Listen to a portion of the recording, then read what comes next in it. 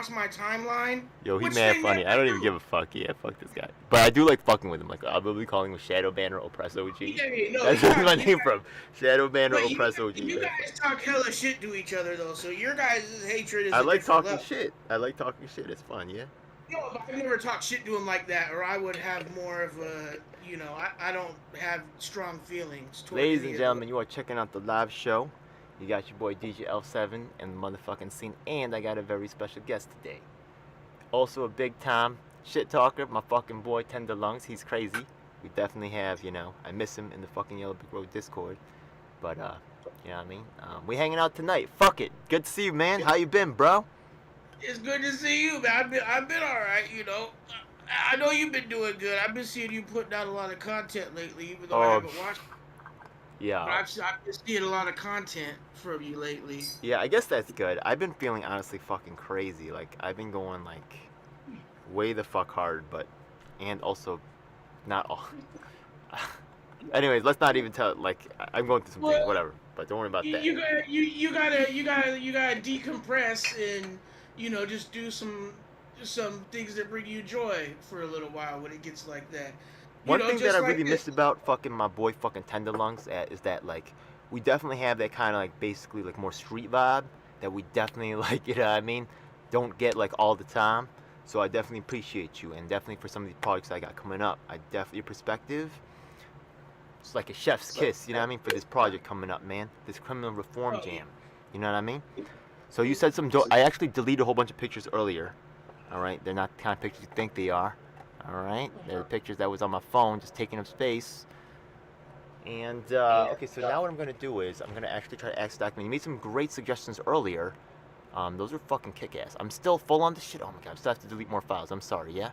I'm only at 95%. I still have, wait, do I have? Okay, I have 95% space from deleting all those pictures earlier. Oh my god.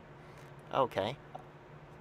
No edits can be made this file. I still have to delete shit. Fuck. I'm sorry, I'm okay. here. I got time. Alright, so, yo, actually you put me onto this Malcolm X thing, right? And you said, I have this interview, right? It says interview at Berkeley. I'm gonna play this video. It was something that you said was quite inspiring. Do you want to play just the end part, or do you want to play the whole thing? The whole video is great. If you haven't, anyone would it's great. The whole interview, this is what's missing in society right now, is this energy of the whole interview. The whole interview is excellent. This is one of the things that got him killed, guaranteed. This is one of the interviews that got him killed. The shit that he's saying, okay? Because they don't want, he's talking real shit. And he said he don't care about politics. He don't follow politics because politics don't matter. Okay, I'm gonna play it. That's interesting. Oh, it's great. And anytime you want to talk about it, you pause it. We can talk about it. Let's do it like the YouTubers do. Let's do it. Today, in our discussion of minority groups, you gotta figure out how to show. We have with us the video. Two guests. One is Minister Malcolm X. Shabazz, one of the top leaders of the Nation of Islam, or the so-called Black Muslims. And we also have Mr. Herman Blake, one of the teaching assistants in the course. 1.5 speed. I'll just jump ahead. Have never murdered any little girl. You want to hear the whole thing. That's why I'd put it. I think I have listened to this. And that is that it is an organization dedicated to the use of violent means to attain its goals. Oh yeah, they smearing his ass now. The question I have is, but you gotta show the video, because the people can't and why do you think it persists? I don't know on YouTube if they can see the video. Yeah, they can see Muslims who have accepted the religion of Islam. It's the stare down of the crowd. Oh yeah, I'm still deleting photos of my shit. Everything he never murdered says. any little Yeah, girl. let me listen to him. That was done in Birmingham. Have never lynched anybody. Have never at any time been guilty of initiating any aggressive acts of violence during the entire 33 years or more that the Honorable Elijah Muhammad has been teaching us. The charge of violence against us actually stems from the guilt complex that exists in the conscious and subconscious minds of most white people in this country. They know that they've been violent in their brutality against Negroes. And they feel that someday the Negro is going to wake up and try and do unto them as they have done unto the whites as the whites have done unto us. We are a violent group. We are taught by the Honorable Elijah Muhammad to obey the law, to respect everyone who respects us. We're taught to display courtesy, to be polite. But we're also taught that at any time, anyone in any way inflicts or seeks to inflict violence upon us, we are within our religious rights to retaliate in self-defense to the maximum degree of our ability. We never initiate any violence upon anyone, but if anyone attacks us, we reserve the right to defend ourselves. So to accuse us of being violent. Okay, wait a second. Okay, the people at Yale, bro, get mad triggered by this stuff, yeah, and they call it like skeptical stuff and all this type of other thing. Shout skeptical mantis. Anyways, yeah, but yeah. Listen, I'm okay with this message though. That's the crazy part. If they're saying that this is skeptical shit, well, this is the only way change ever happens at all. And then even this change didn't work because they killed them all before the message could really take hold like that. So that's really funny, and that is a pampered, privileged perspective. Because I also don't agree with skeptical. It's because he's skipping steps. They started with education. When you watch this whole interview, it's talking about how they're educating the people. That's what they're about. Going around educating people is what they're about.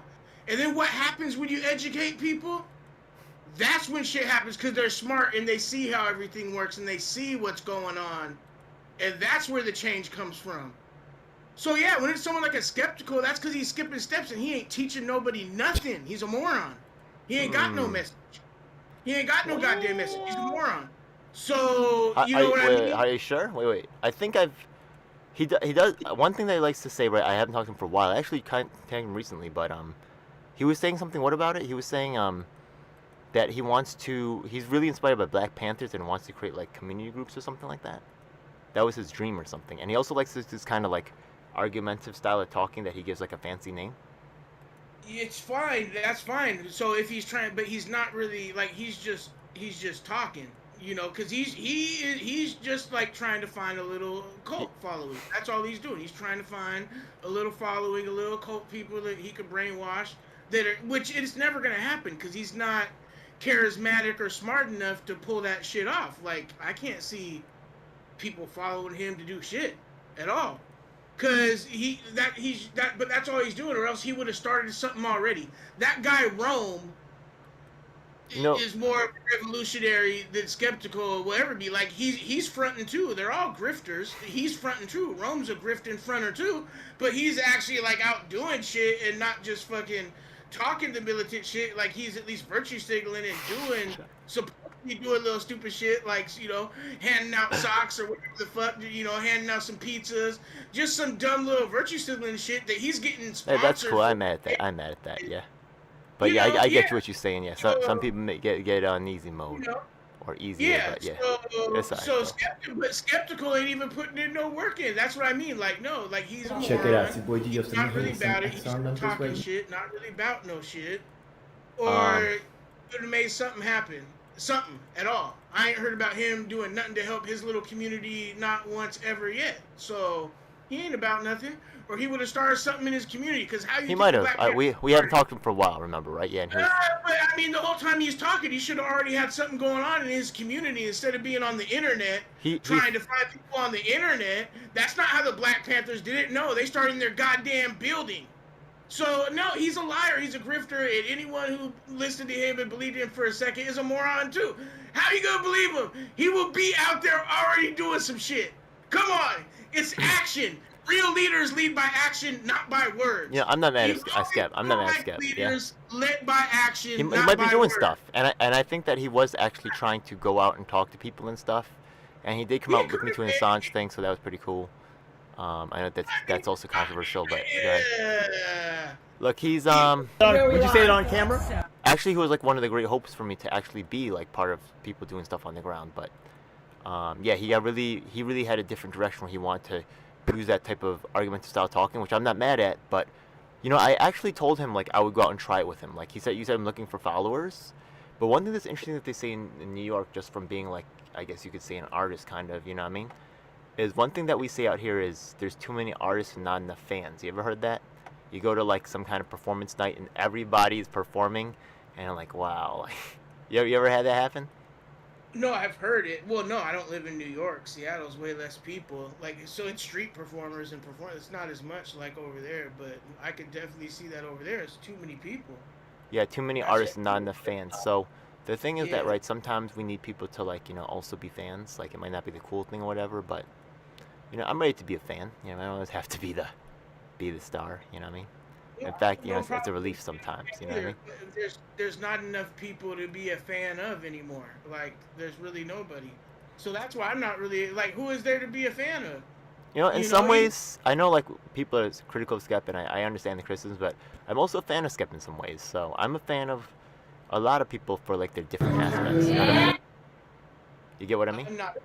Yeah, not really? I mean, there's aspects of anyone that could be appreciated, but as far as what he's doing, like, it's impure and it's not about nothing. Like, I don't believe him. He would have already did something in his goddamn community. I ain't heard about it. I deleted 90. I'm down to 90%, right? Yeah, no, 92%. Okay. I still can't access my thing. I have 13.9 GBs. I gotta delete more shit. I'm sorry, man. I'm getting there. Okay. I just gotta delete mad pictures. Fuck, this is so stupid. I'm so sorry, man. I'm fine. What are you trying to clear up space for? I'm trying to. Okay, the thing is that I wanted to show you the Oh yeah, I'm working on that while I'm showing the video. Yeah, so we're talking about the violence thing, whatever. Yeah. Yeah, do what you gotta do. You know, actually, another thing that I was speaking recently with a guy named I'm actually a fan of his. We're actually having some things pop off.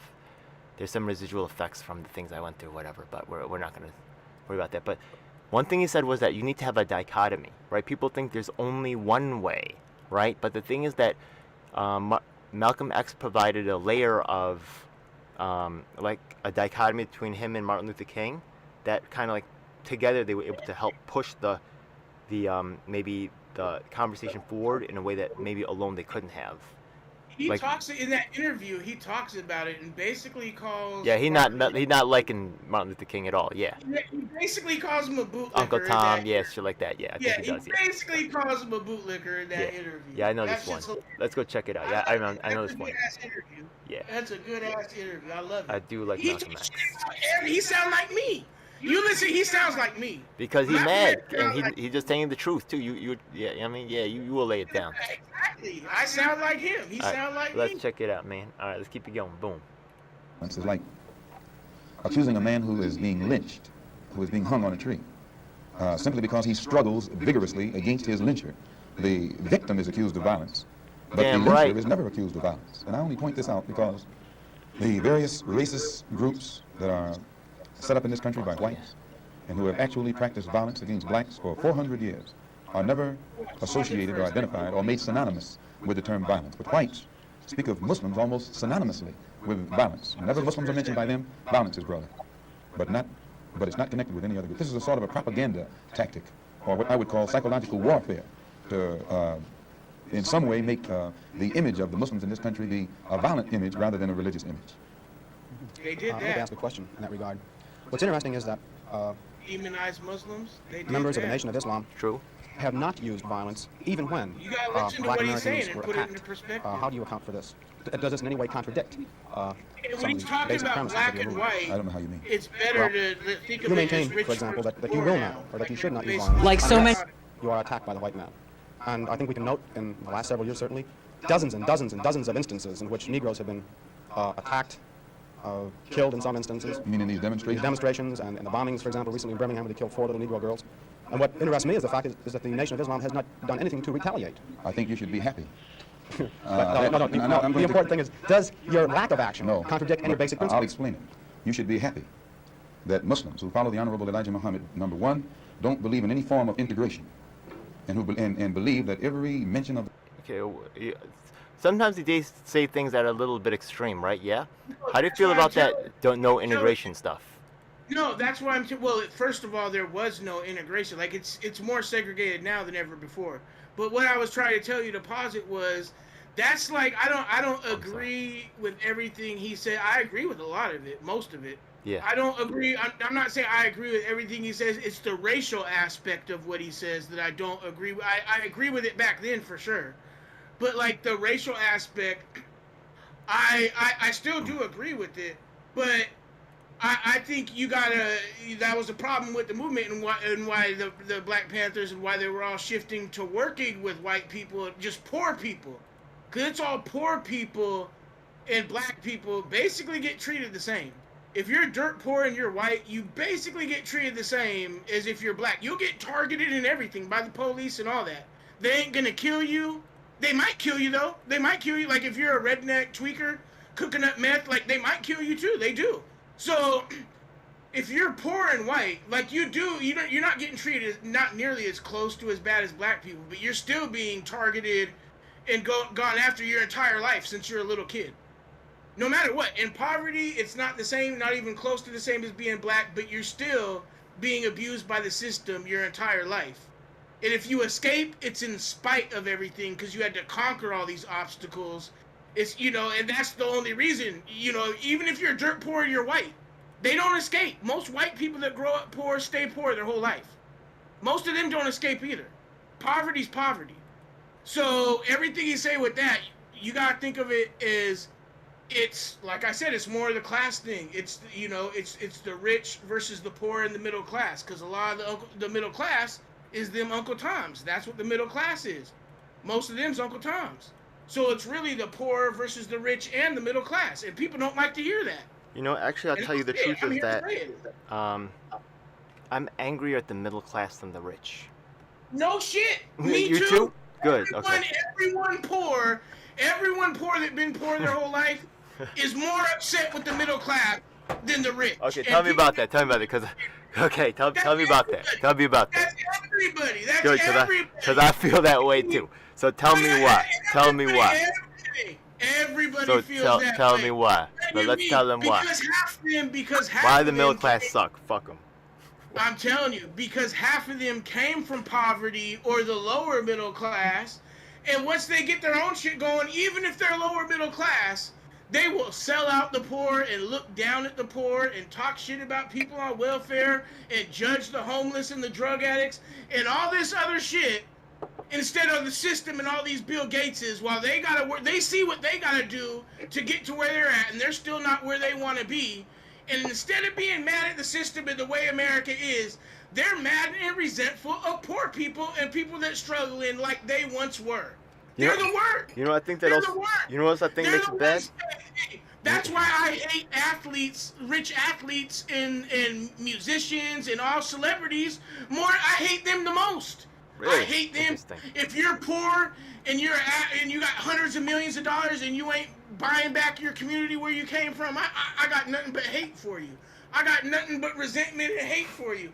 Unless you're doing something positive, you disgust me. I'm disgusted with you. What are you doing? They're doing the same thing as everybody else, right? They're doing the same thing as the bad man. They're acting like the other man, not like the brother man, right? Yeah. Well, and they made it out. Their job is to help when you got that much money that you'll never spend it in your lifetime, your kids will never be able to spend it in their lifetime, and you came from poverty, you better do something. You know what else I think is part of it too? I think like rich people, they're so disconnected from work that they don't really drive you as hard, but the middle class people, they know a little bit more, and they're even more vicious and cruel. I know, they're more resentful. That's the thing. Rich people look at you just like with you're a disdain. fucking like a zoo object. You're interesting. Like what the fuck is this, right? But yeah, rich people look at you. Like they look down at you in a different way, whereas you're like an animal to them. Class look at you with like hatred and resentment. Yeah, like the working class is different.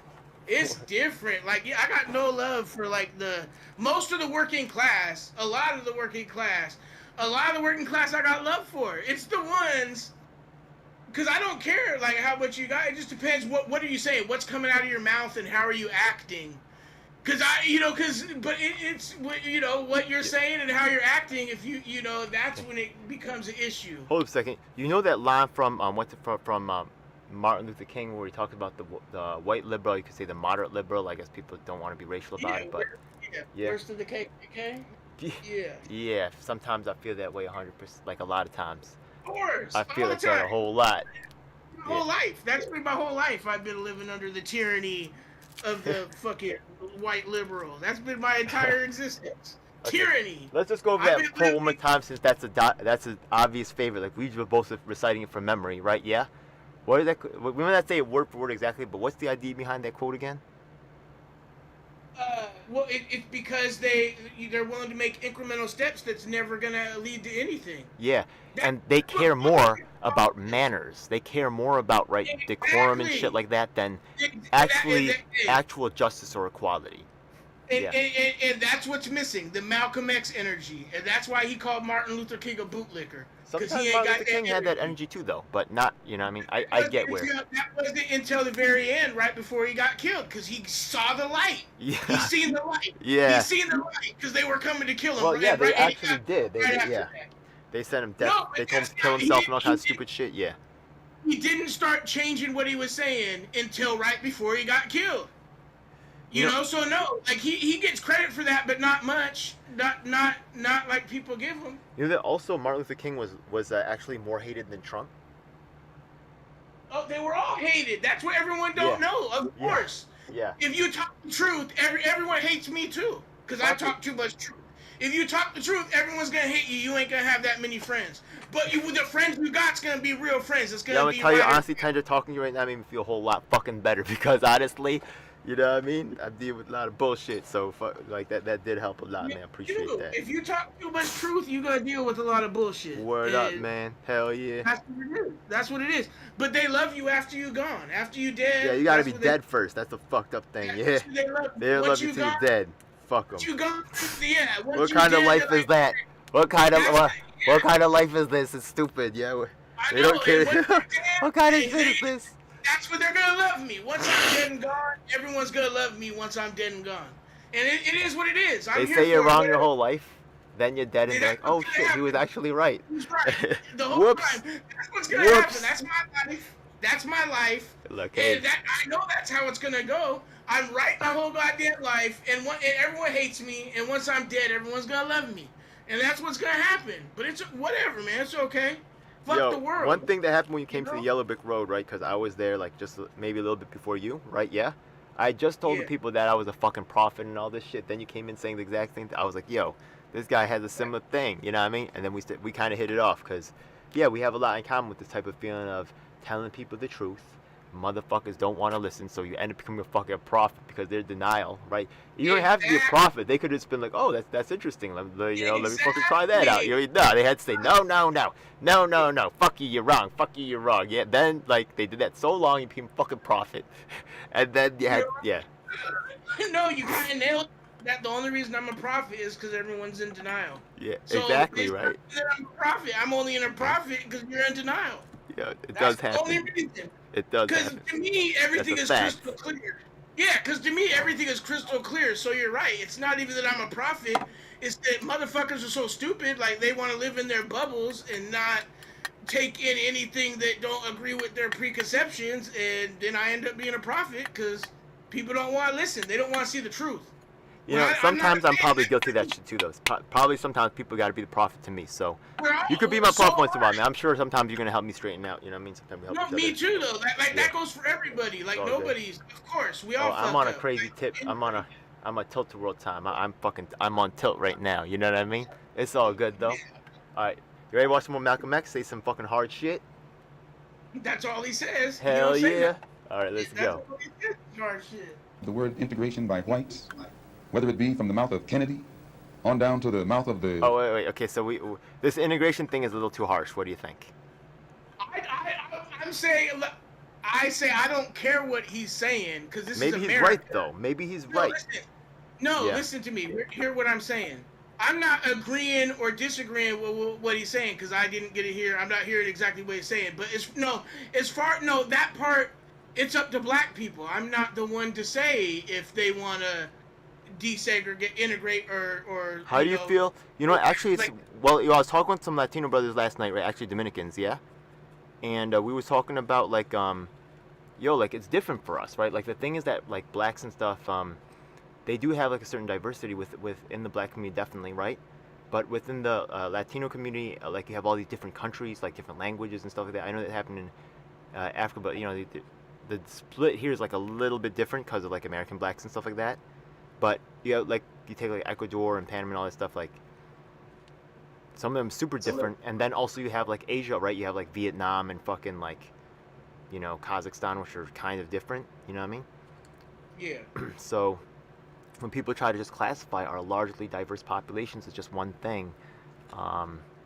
Oh no, for sure, I agree. Yeah, it's like what is that? You know what I mean?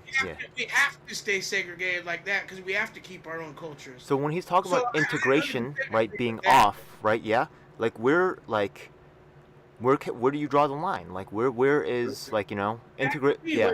Let me tell you, like that's what I'm saying. Like no, I'm not black, so that's not up to me. Like back then, this is a whole like. But what about integration for Latino people? What do you think about that? Like talk about your own thing. You know what I mean? I'm anti integration. I got the same position as him. Like no, I want to keep our culture I'm thinking separate. about it, but. No, I want my own culture. I don't want to have white people culture. No, I want my own goddamn culture. Okay. And well, this is an interesting. Okay, this is an interesting topic right now. Wait, hold a second, right? Yeah. Now, some people, right? Yeah. Like, let's take a look at like me, for instance, right? Yeah.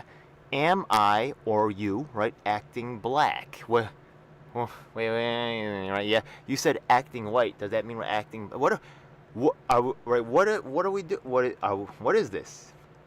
Are we acting? Like where I come from, so I'm not acting like it's just. It's American, right? It's American. I talk like how where I'm from. Mm-hmm. So that's my subculture of America. The way I talk, the way I act, that's my West Coast subculture.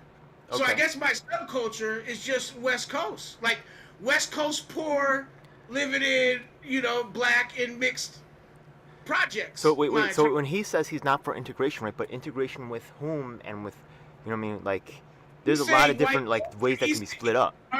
He's saying keep white culture and black culture separate, but no, he's saying you gotta put yourself. That's what I'm saying. Like, I'm not to say. Look, I think there's some validity to what he's saying, but like, no. Okay, so let's say that it happens. I'm sorry. Let me talk and explain this to you. Go ahead. I'm saying, like, first of all, we're generations removed from this. So if I was like in that struggle, I would probably agree with him and say, yeah, I'm for all the segregation and all that. Going back to Africa if you want, making a state here for black people, whatever. I would be with that, I'm sure. Because I'm with that for my subculture. Like, I'm like, yeah, let's keep our shit separate then if that's what it is. Because I don't want a uniculture where everyone's the same. This is America where it's supposed to be mixed. And the planet is supposed to be mixed where we're all different. It ain't all one kind of flower. How boring would the world be if nature just had one kind of flower? Get the fuck out of here. We're supposed to all have different cultures. Yo, no, it's supposed to be all weed, bro. It's supposed to be all different types of weed. No, I'm just playing. That's fine. At least it's gonna be a million different strains of weed. Yeah, at least. Fine. I get that. One strain. Yo, if it was all one strain, it would be whack. I have to admit that. Our cultures, we have to keep our subcultures different. Yeah, we're all American, but we all have subcultures of how we grew up. That's our subculture. So what he's saying. But he's talking different. He's Elijah Muhammad in there. So if people be like, yeah, let's go back to Africa. But listen, here's what I'm saying. Okay. I'm saying when we watch this and listen to this, don't focus on what he's talking about, the message. Focus on the energy and what he's saying, and he's just saying it how it is, and he don't give a fuck. And if you think about it, I agree with all his logic. Like, everything he says, I agree with it. If I was him, I agree with everything he says. If that was me back then, I agree with everything he says. So I'm saying look at the energy and look how he don't give a fuck. There's no such thing as PC culture at this point. Okay. Listen to what he says and try to picture anybody in today's society talking like this. Don't worry about what he's saying, just that energy. I'm asking one question before I hit play. One question, yeah? Isn't that energy the exact same energy that you and I have? Yes. I feel like, yeah. Okay, so I'm ready to hit it, yeah? Like, that's, if you ask someone who, I would feel it's you and me. All right, cool, let's go. Lowest, raggediest white liberal in the street who is beatnik-like involving himself in these integration efforts. If we believed in it, we would integrate. And we would fight anybody who got in our way or made any effort whatsoever to stop us from integrating. If we really believed that the law of the land, the Supreme Court, and other so-called judicial bodies were for real when they talked about integration, we would integrate. And knowing that the law was on our side. And any effort we made to demonstrate toward integration, we would know the law should be on our side, if it's the law of the land. If it is the law of the land, then the demonstrators are within the law. And the discriminators are against the law. But to show you the hypocrisy of the law, when Negroes demonstrate for integration, instead of arresting the discriminators, the law arrests the demonstrators. So this is a foolish move on the part of Negroes. And when you foolishly get yourself involved with an enemy, then whatever comes upon you, that's your business. Did he say don't try to get arrested? I like that one. That's what he said, right? He said they'd be arresting protesters, so he says don't get fucking arrested, right? Not exactly, don't get arrested, but I can't hear it as good because I'm listening to it on your sound and not on YouTube. All right. But no, I've heard it before, so I basically know what's going on. Yeah. Man, he's gonna say all the real shit. He's gonna say, like we should be able to kill the police dog. If the police dog bites us, we should be able to kill it. And then he says, not only that, if a two-legged dog wanna fuck with us, we should be able to kill them too. Wow. Okay, I did not remember that one. Listen to that one. Holy shit. Yes. We believe that this is on TV. Is the best way and the only sensible way, not integration. But on the other hand, when we see our people being brutalized by white bigots, white racists, we think that they are foolish to allow themselves to be beaten and brutalized and do nothing whatsoever to protect themselves. They are foolish. They should have the right to defend themselves against any attack made against them. Okay, so this is where me and Prop fell apart. This is where Prop gets mad. And actually, to tell you the truth, right? Yeah. I'm not trying to be anti-white here. Maybe I am. I don't know. But I feel like a lot of white people be loving this option right here. Yo, take that infinite pain. Yo, like you need to just take it like for altruism or you know what I mean for the good of mankind. Like you know what I mean? Because they ain't never suffered. That's only what people who never suffered would say. They want us to suffer and not them. Like it's like a shitty fucking deal. Like I'm Either sorry. way. Like it never comes when they're on the fucking short end of the stick that they give this fucking line, right? Yeah, they're like, oh, it's really too bad. Exactly. It's too bad. You're the victim. Shut the fuck up. Shut the fuck up. You know what I mean? Imagine what Malcolm X is saying right now. It's too bad that you're the victim. You're gonna be the victim. Shut the fuck up. I'm telling you. No, rewind it a little bit and listen to this whole spiel. Yeah. This is where he's going to talk about killing the dogs and the police. Well, that's a little okay. We understand, bro. All right, come on. Try to imagine someone. No, he's talking real talk. I get that. Let's go. Anybody who got in our way, that's real talk. or made any effort imagine whatsoever to stop us from integrating. Today. If we really believe that the law of the land, the Supreme Court, and other so-called judicial bodies were for real, he's getting locked up. When they talked about integration, he's getting locked up. And knowing that the law was locked on our up side, or killed. in any effort we made to demonstrate toward integration, why we would know the law should be on our side. If it's the law of the land. If it is the law of the land, then the demonstrators are within the law. And the discriminators are against the law. But to show you the hypocrisy of the law, when Negroes demonstrate for integration, instead of arresting the discriminators, the law arrests the demonstrators. So this is a foolish move on the part of Negroes. And when you foolishly get yourself involved with an enemy, then whatever comes upon you, that's your business. As Muslims, we believe that separation is the best way and the only sensible way, not integration. But on the other hand, when we see our people being brutalized by white bigots, white racists, we think that they are foolish to allow themselves to be beaten and brutalized and do nothing whatsoever to protect themselves. They are foolish. They should have the right to defend themselves against any attack made against them by anyone. If a dog is biting a black man, the black man should kill the dog. Whether the dog is a police dog, a hound dog, or any kind of dog. If a dog is sick on a black man, when that black man is doing nothing but trying to take advantage of what the government says is supposed to be his, then that black man should kill that dog or any two-legged dog who sicks the dog on it. Should other black men help that particular person who was attacked? I think you'll find, sir, that there will come a time when black people wake up. You hear that? And become... Yeah. At first I thought he meant a lame dog, but now I get he mean a human being, you know what I mean? You mean a human being? What do you mean? I get it now. I get it now. You mean the police? Yeah, you mean the police? Yo, any motherfucker that want to come and try to kill dog you, now, you bam. Yeah, I got it. Yeah, I got it. They try to kill you, you kill them. Like, of course. But that's just normal real talk back then, because that's just reality. Like, what the fuck?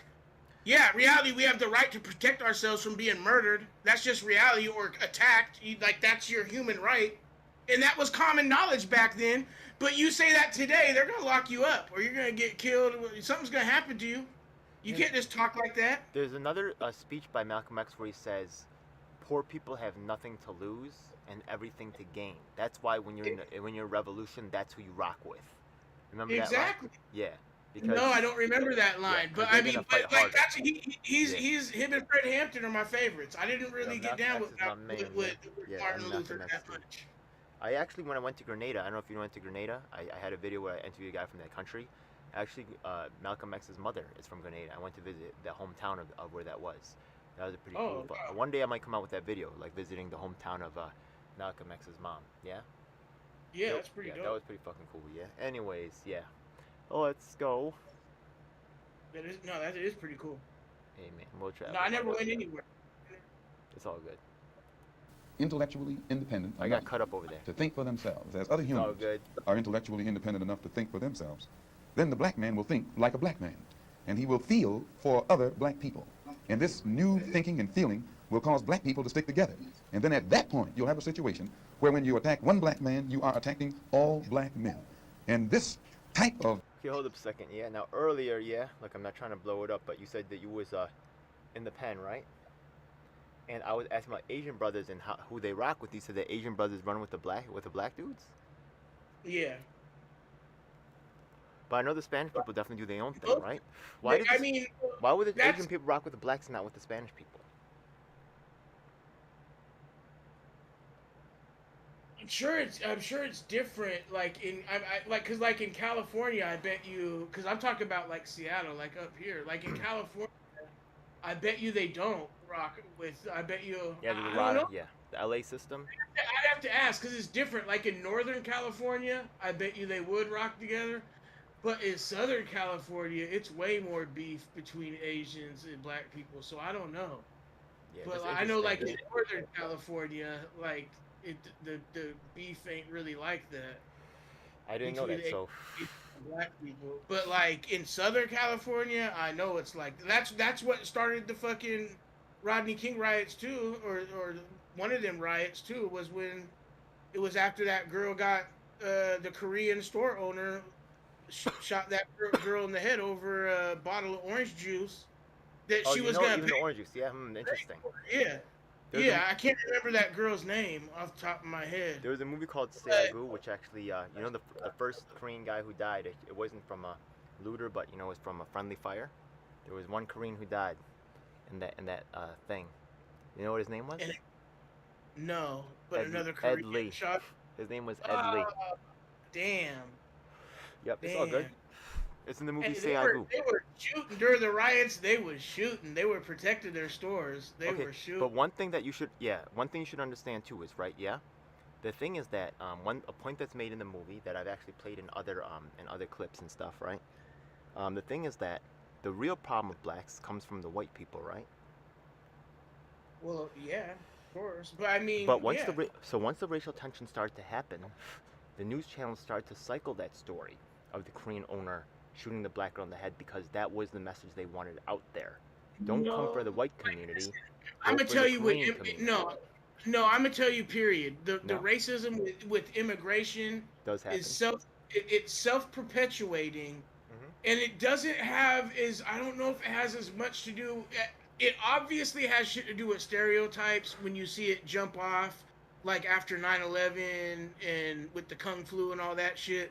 So there is definitely like a racism aspect like that, like in culture that makes, different races racist toward each other. But also it is just a self-perpetuating cycle where when new immigrants come in, they're already, like from any country, they're already racist against black people just from all the movies and media and music and everything. And all they knew especially the parents. The parents and grandparents are always racist as fuck.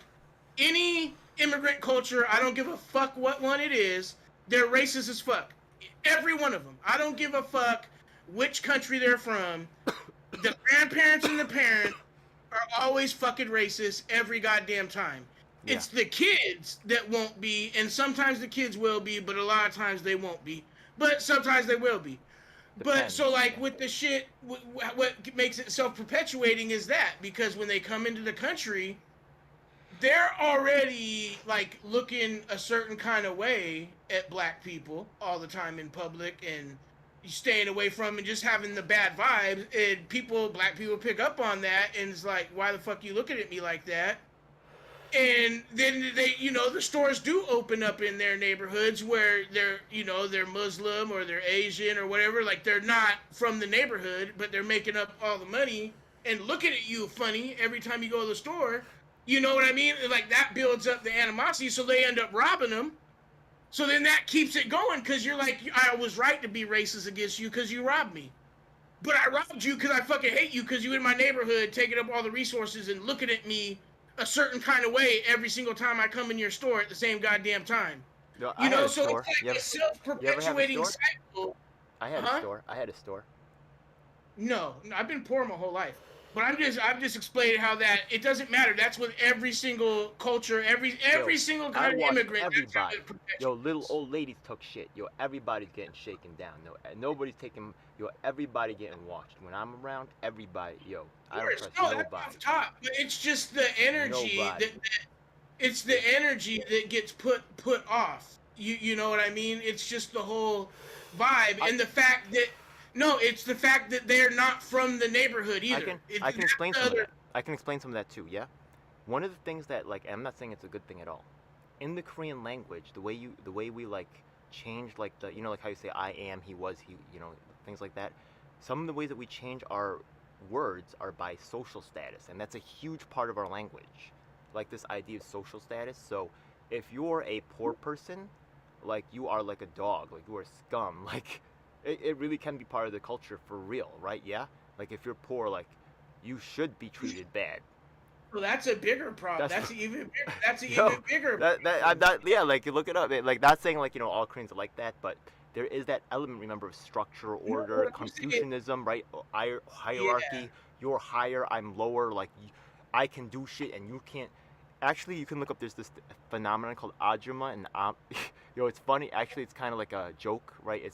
But it's not a very nice joke. The old people in Korea, right? Yeah, because they have a lot of social rights. They just do whatever the fuck they want. So they just walk around and push you and shit. You know what I mean? Like, because they're old, like, they have a lot of social rights. You can't do fucking shit to them. So they can just, you know what I mean? That's their right though, and we're used to, like, we understand it. So we just fucking, like, you deal with it. You know what I mean? That's okay in a certain way. But black people, they wouldn't understand that. You know what I mean? You have, like, a little old crotchety tower, and he's like, yeah, I'm fucking me. You're an old guy. Fuck you. You know what I mean? Like, they're like, yo, you know what I mean? I'm a customer. Like, why you treat me like this? Like, they have no idea. You know what I mean? Like, the dude's in a fucking, like, another fucking country, basically, like, doing his shit. You know what I mean? He has no idea what the fuck is going on. He's doing his Korean shit. He has no fucking idea. You know what I mean? But it's more than that is the problem. Not saying that growing up in those Korean households is nice, because remember, if you're the kid, you're the fucking lower hierarchy, so you better fucking do what the fuck you're supposed to do, right? Yeah, but that's like your family and shit though. Like, so, and that's the other part of being an immigrant. Are you Korean? Is this hardcore or what? What the fuck is this family shit? Let's fucking do your job. But that's the thing, because that's part of America too. Like, it's fine to do what you do in your family, but it's not okay to try to force that shit on other people. So if you want to treat your grandkids like shit and kick them down the stairs so you can walk down the stairs, that's fine. But if you are 90 and you kick me down the stairs, I might gotta kick you in the chest when I get. Fuck you, you 9-year-old. I get that too. I get that too. Yeah, don't kick me, stupid. Yeah, I get that. I gotta fuck your old ass up. So, okay, that's look, your problem. Yo, like, that's the way it is here. Like, I'm not saying I'm promoting either side of that, you know what I mean? But yeah, because it's like, as an immigrant, you better conform a little bit, because if you go ahead and do the wrong thing. If you're kicking people, like, shit could go down, you know what I mean? Like, that's how it is. Yeah, you can be 90. If you're 90 and you get kicked in the chest because you kicked me in the chest, that's just what happened. You shouldn't have put your foot on me. Yeah, I don't want to really put out my explanation with the whole explanation, because there's, like, a whole bunch of other shit going on, but there's, like, a little element of that fucking thing that, like, there's, you know what I mean, people, it's just different cultures, they just different understandings, just completely different expectations, you know what I mean? Like, they don't know what the fuck is going on. I told you, but the root cause is not even that with the racial tension. It's racism that's already racism too. Oh, hell yeah. No, it's just from all they know about America is what they seen on the old movies when they was growing up in whatever country they come from. And it's just all a bunch of stereotypes. Black people all look like gangbangers and shit, you know, so... Some of that's changing because now black people are cooler in Hollywood, but yeah, it's definitely a problem. And one of the things that's really fucked up is Korea has one of the highest rates of Christianity. I mean, it's interesting that we have Malcolm X on the screen. And you will see, like, you know, the Moonies and shit like that. I don't know if they're, like, into the white Jesus thing, but you will see throngs of thousands of Korean, like, all black-haired people with a big white Jesus in the middle. It's fucking, like, it's a little disconcerting, but that's what happened to our country after the World War, after the Korean War, you know? Have you seen the Black Jesus? I've seen some Black Jesus. Black Jesus, yeah. I've seen some Black Jesus. Yeah, I posted that shit. I've seen books with white angels and whites with Korean angels. Funny. I see. I posted the one video Yeah. clip and it got white women slaves being sold by a black guy to white men.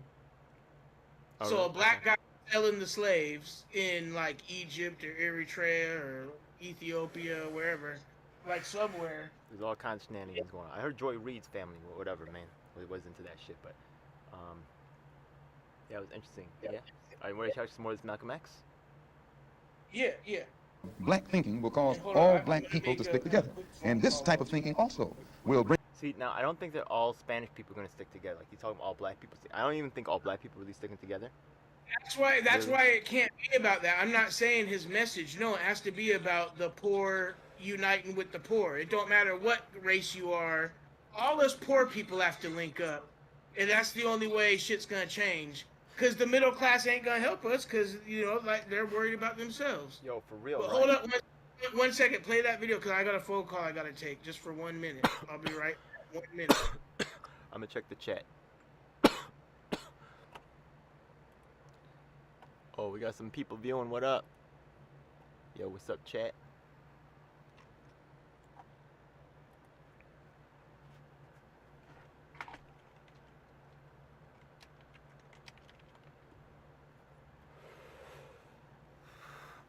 So Tenderlungs back in his house,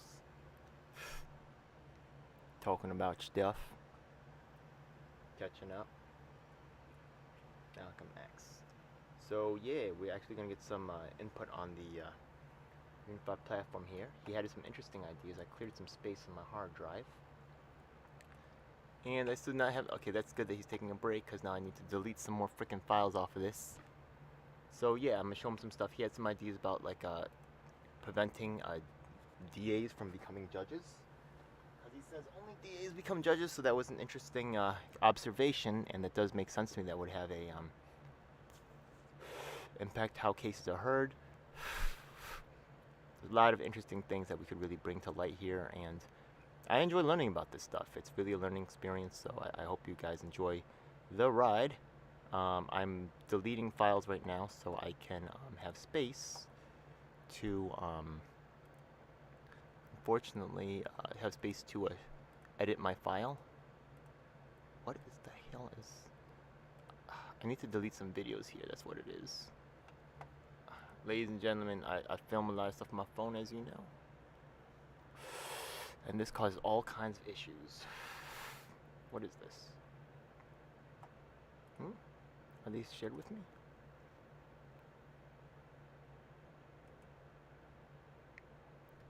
Albums. Sorry about that. Cool. I'm sorry. Don't worry about it, man. Yeah, I'm like just cleaning up some files and stuff. Take a quick call in like 20 minutes, but it'll be... Oh, cool. I still have these pictures left. I thought because you know what? I lost my Facebook account. So I'm actually like dumping pictures here, and I found, oh, snap. Oh, okay, that's not the one. Interesting. I'm taking a journey back in time because I'm deleting old pictures. Yeah. Merrimack Parade event. Interesting. I gotta clear this shit. What the utilities? There's stuff in the archive? I do have stuff in the archive. What is all this? Phone bank party? Phone banking, that time's coming up soon. What's up, folks, now? Lately, actually, who's in the chat, actually? Someone told me that, who is it? Diane Sayre, or LaRouchians, or was it CPI? One of those is CIA, something like that, so... I don't know, but I do like Diane Sayre so far. She's actually been quite intelligent. She's quite hardworking. Either way, right? Yeah, just watching from the outside, whether it's true or not. Just my own observations. So I missed an event with her today, but I'm really looking for. I'm actually. The more she says, the more my interest grows. So I'm impressed. You know, Yeah, I'm not these are into pretty all cool. that. Wednesday Sounds class, like Eagle. Sounds like you're talking about a politician. Oh yeah, I was just yeah, you're back, yeah, because I'm looking over the unified platform. I'm sorry. Oh, okay, yeah. No, it's all good. Yeah. Yeah. I'm also thinking about like what I did today and like what I'm doing tomorrow. Yeah. Just like remembering. Yeah. Just going through memory lane, man. Smoking the herb and going through memory lane. Exactly. Yeah, we're just hanging out. We'll talk about Tenderlungs, man. I missed you, man. Yo. I missed you.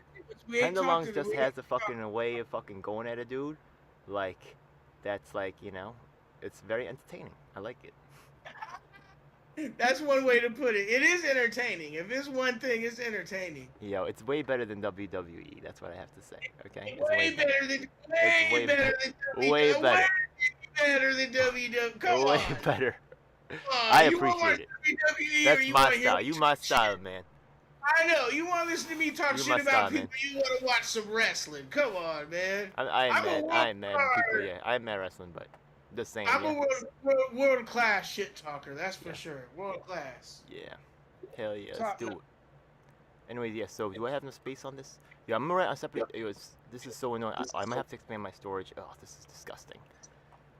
Okay, let me do this right now. Let me. Wow. I'm kicking it. I'm kicking it. I'm smoking too. Checking some weed out. Ooh, okay. Is this better? Okay. Oh, this is good. Okay. Okay, wait a second. I'm doing this right now. Hold up. I'm gonna get some more space right now. I got this chili verde. I need to. Chili verde. Hell yeah. Yeah, it's a R. I mean, it's a R extra. It's not. What you say? You said you was Mexican? Yeah. Yo. Come to New York City, man. There's some hot spots, bro. I used to be in Jackson Heights. You know about Jackson Heights? No, right? No, I would love to go to New York, but I'm poor. I'll never. Yo, who knows, man? Maybe one day make it out to Seattle, man. Could happen. Yo, maybe I'll do. Yo. You ever know someone named Larry Alger? He's from Seattle, yeah. I've heard the name, but no, I don't. I know he's black. I know that. He's a white guy. Oh, he's not? Maybe I'm thinking of Elder somewhere. No, I don't know. Yeah. Nah, sorry, man. Anyways, he was from Seattle. You know I don't follow it's all good. These politicians. No, it's not a politician. He was actually, you know, on my website, ggl7.com, there's the link right there that's to some place called Justice News Network. Hey, check this out, though. You know, no, Malcolm X sounds like me, though. He don't sound like you. Because one thing he says in that clip is he said activists are all bootlickers too. I said, I know. That's what I've always been saying. I know, Malcolm. Let's go take a look at that. Okay. I said, I know, Malcolm. Activism is some bullshit. Where did that link go? I said, I know, Malcolm. Like, here's a real. I sound like Malcolm. I know I sound like Malcolm. But people say Malcolm. I'm the only one, man. Hold up. Don't people say Malcolm X is an activist? That's what they say. That's not what he said. He's a religious man. He's just out here trying to educate people. That they might say he's an activist. He out here. Well, hey, he said the activists ain't no better. They bootlickers too. I said, yeah. He didn't say bootlicker. He said it. Let's see. I do remember something like that. Let's see. Yeah, I know. Because he said it. Yeah, you remember it because he said it. That's why. I know. You see that shit right there? Look at that. What does that say right there? I can't see it. It says #1 street activist. Number one. Yeah, NYC's. That's me. Hey, you are the #1 NYC. I was just licking Diane Sarah's boots. You heard that earlier, right? I was saying she was kind of cool. No, it's true though. You're the #1. You got to be the #1 street activist. I'm not. You know it. You're getting. You're not. Hey, am I licking Tenderlungs boots right now? Am I licking Tenderlungs boots right now? I like Tenderlungs. It's all good. Hey, let's watch this video, man. Yeah. All right. I'm an activist. Look at me licking Tenderlungs boots. Haha. Inflicted upon black people by white people. The only thing that we're bringing into it. No federal court, state court, or city court. We're bringing into it. It's something that's a black man. I'm sorry, man. That was too funny. That was funny. Oh, man. Yes, Tenderlungs. Oh my god. Oh, that's fucking hilarious. Oh my god. I'm sorry. That's fucking funny. Okay, I'm sorry. Oh my lord. Yo, that was cool. That was stupid. Oh my god. Sorry. All right, let me hit play. Oh my god. Whatever. On the basis of your two remarks, ask a double-pronged question. One, is it then your assertion that the laws Why is this guy thinking so hard? Shut the fuck up, man. This guy seems fake as fuck. I want to smack this guy right now. To how Negroes are supposed to... Whatever. I can't see him. Maybe no. Let me give it a chance. I'm just skeptical of everything. Let me see this shit. Who have equal opportunity and equal rights in this country are not meaningful or believed by whites? And secondly, what then is your opinion and attitude toward the civil rights movement in general, and particularly that was their bootlicker Reverend Martin Luther reporter. King You and his should philosophy of Yeah, nonviolent that's why I'm and direct action? skeptical. If Yeah, that's the white people, bootlicker reporter. Look at the way he's how- moving. Look at the way it just looked like. I know, don't and look look at right to Malcolm. me. And listen to Malcolm. Look I at know the way he Malcolm moved. kind of Just look at the way he moving, Hey, bro. Look, Malcolm basically calls him a bootlicker to his face. look at the way he moving. It just don't look right. No, but I'm telling you, like when you listen between the lines, he called him a Meaningful or bootlicker to believed his by face. whites? He said all And these secondly, reporters what then is are your just the arm of the opinion and white attitude man. toward the civil rights He movement says in all general, this. He and says all that particularly, in this. the Reverend To Martin that Luther guy, King you and know, his that guy philosophy of sitting right nonviolent there, and he and says direct it action. like he's one of the If, arms of the the white white man. people I don't like That the way he reporter. moving. really Something passed wrong. That's meaningful Lomax. His name's Lomax. Would not be That's necessary to pass Lomax. any more I'm laws. pretty sure that's Lomax. There are the already enough reporter, the laws black on the law reporter. books Pretty to sure that's protect Lomax. an American citizen. You only need additional laws when you're dealing with someone who's not regarded as an American citizen. That's right. But whites are so hypocritical. They don't want to admit that this black man is not a citizen. So they classify him as a second-class citizen to get around making him a real citizen. If he was a real citizen, you'd need no more laws. You'd need no civil rights legislation. Civil rights, when you have civil rights, you have citizenship. It's automatic. White people don't need laws to protect their citizenship because they're citizens. But they don't want to tell us we're not citizens. And at the same time, they don't want to pass laws that are meaningful enough to protect us as if we were citizens. And the Supreme Court desegregation decision is the best example. Yo, actually, wait a second. Have you watched any of my candidate interviews? No. No? No. Okay, No. I asked them You know- all this actually relevant and actually similar question, where I say, one of the groups that I work with is the trans community, right? Yeah? And then I say, so the thing is that people who are trans, you know, they face a lot of discrimination in their lives, stuff like that, right? And the thing is that they find themselves in need of public housing. So let's suppose that we see that, right, and by the way, I'm making these numbers up, okay, these not real numbers. Let's suppose that 10% of the people applying for public housing are trans, right? And then we do a review of our house, because this is what they use for Medicare, right, when they do investigation, auditing in Medicare to see if they're doing discrimination. Okay, this is tracked, right, versus reporting, right? This is tracked, right, by metrics. So they say, you know, there's 10 out of 10% of the people applying, right, who are trans into the public housing system. Only 2% of people in public housing are actually trans.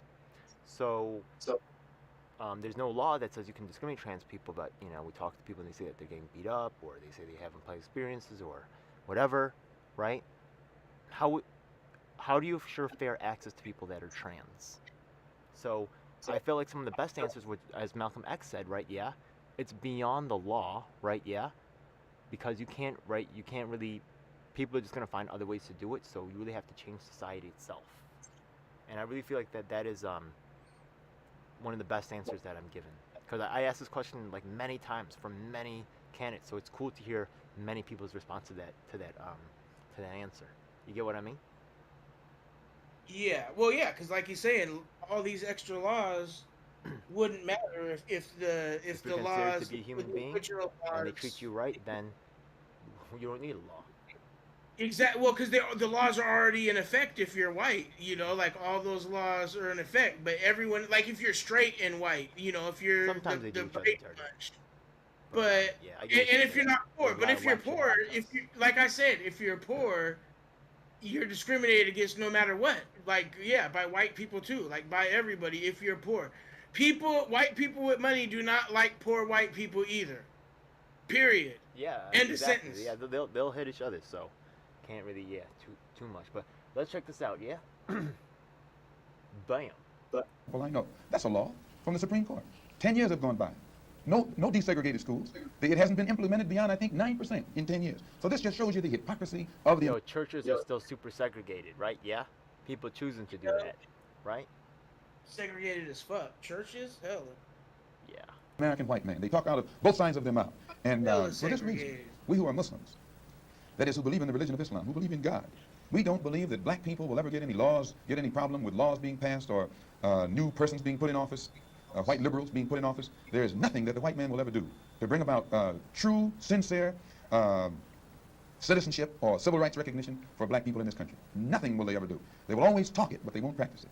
And with the Supreme Court, if the NAACP can tell me that they want a desegregation decision for me 10 years ago, but yet the schools haven't been desegregated, as I say, this is a victory with no victory.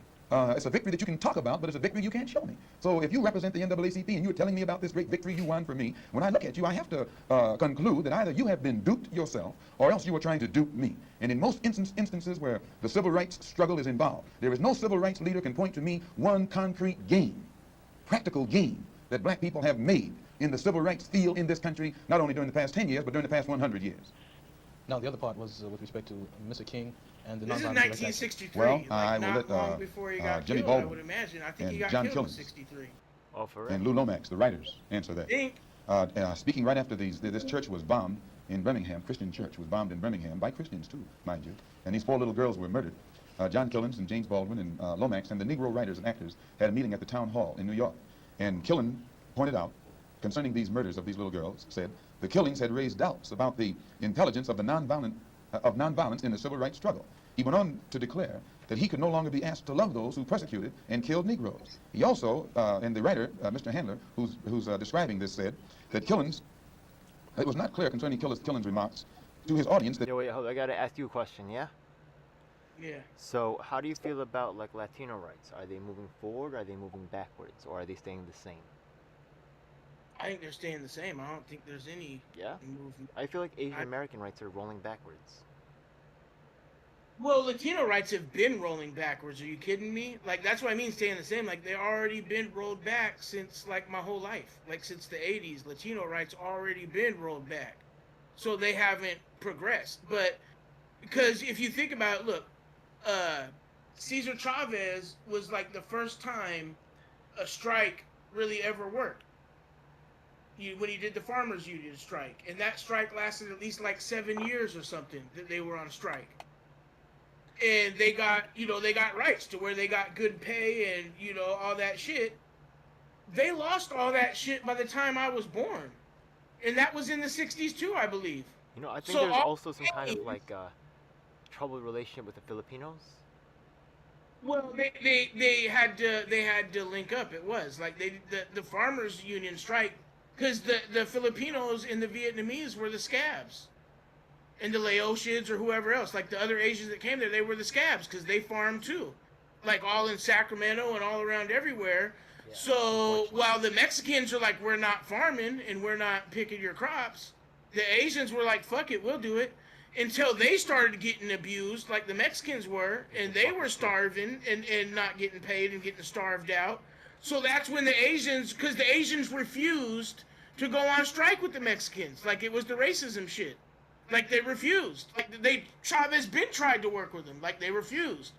And then finally, once they're starving and suffering like the Mexicans were, that's when the Asians were finally like, all right, we'll get down. And then when they all worked together and all went on strike, like, that's when it really worked. But, I mean, it took so many years. It took 7 years because they had to lobby. It was mostly over, like, grapes. And because that's mostly what California grew at the time was grapes for the wine and whatever else. And so they made it so, like, it took them years to lobby. So first nobody in America would buy the grapes. And then so they started selling the grapes overseas. But they kept striking until the whole world wouldn't buy the grapes no more. And that's when it finally worked. But it took at least like 7 years or some shit like that. Guys, in terms of like Asian American like stuff, like the Filipinos, they'll have had like a big role in like more recent years, I think. So, but yeah, man, it's a crazy crossover, right? Because Filipinos are like half Latino, half like Asian. You know that, right? But yeah, they are. Yeah, I know. But I'm saying when you just think about all the rights in politics and how what he's saying is like it's proven true that none of this shit matters. Civil rights has rolled backwards.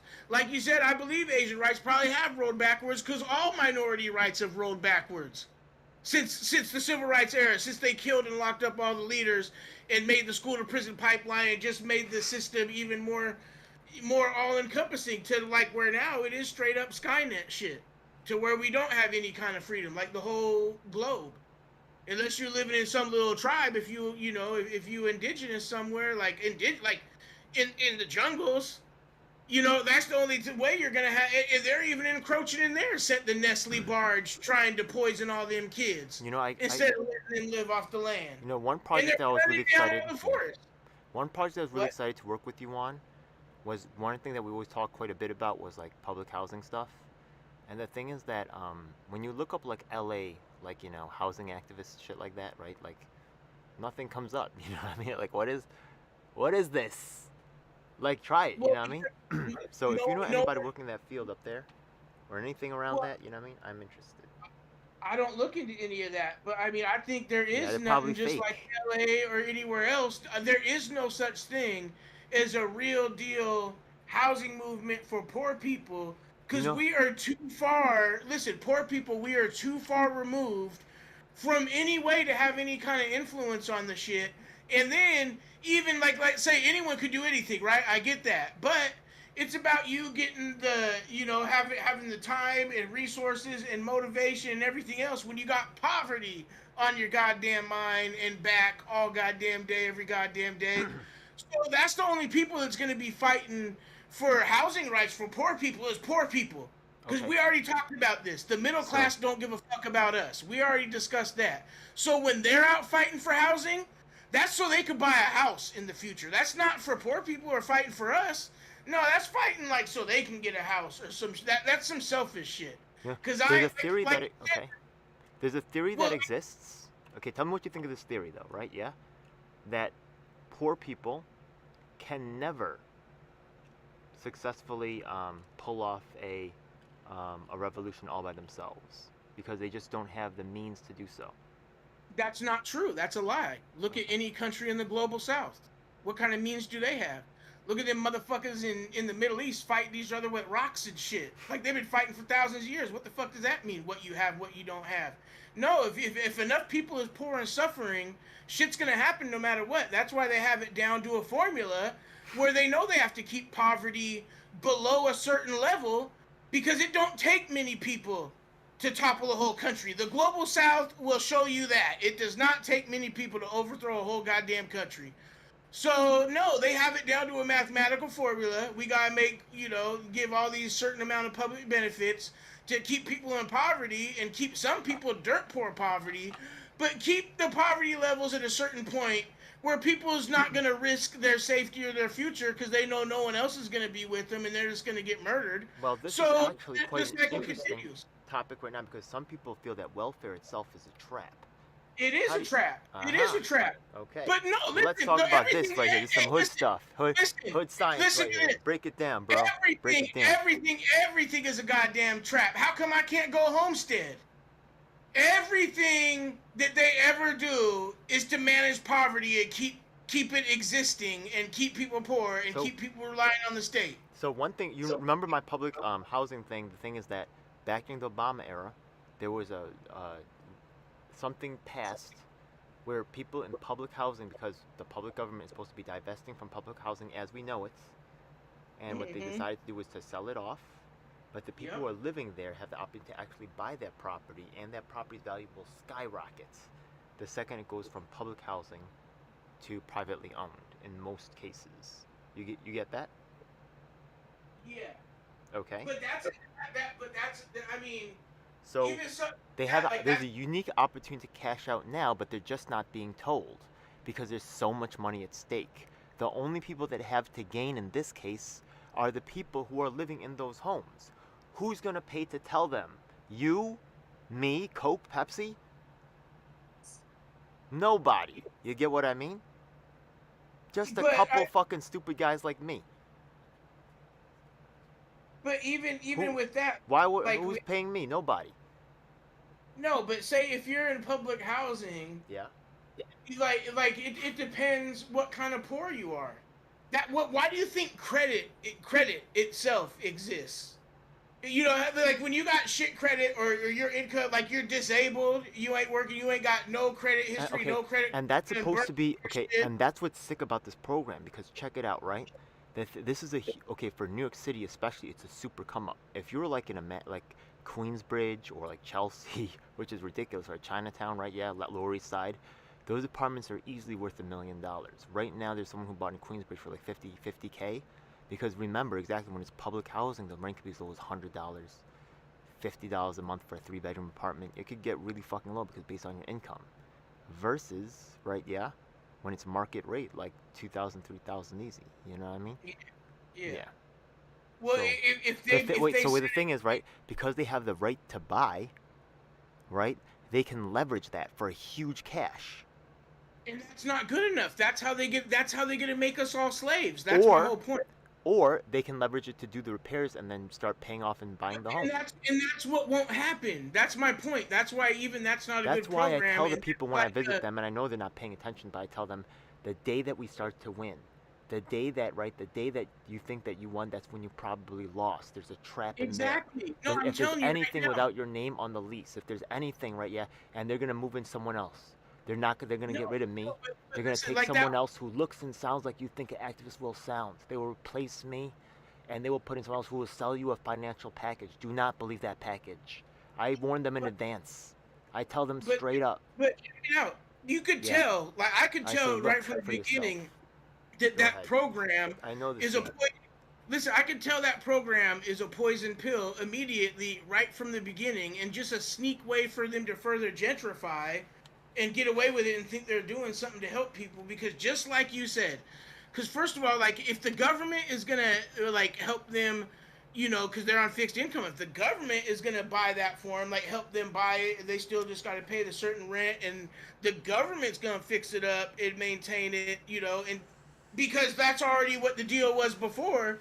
And they're gonna make it just so they sell it, because that, like you said, it's worth way more money. They could leverage it and sell it, right? But this is the issue as well. But listen, because once they sell it, they're losing all that $1 million. They just lost that $1 million because they just sold it for a couple $100,000. If they're dumb enough to sell it for a couple $100,000, if they're dumb enough to do it for that. Yeah. You know, wait a minute. You know how long they've been doing it for? Wait. They're offering people $25K. Why you offered $100,000? They're offering people $25K.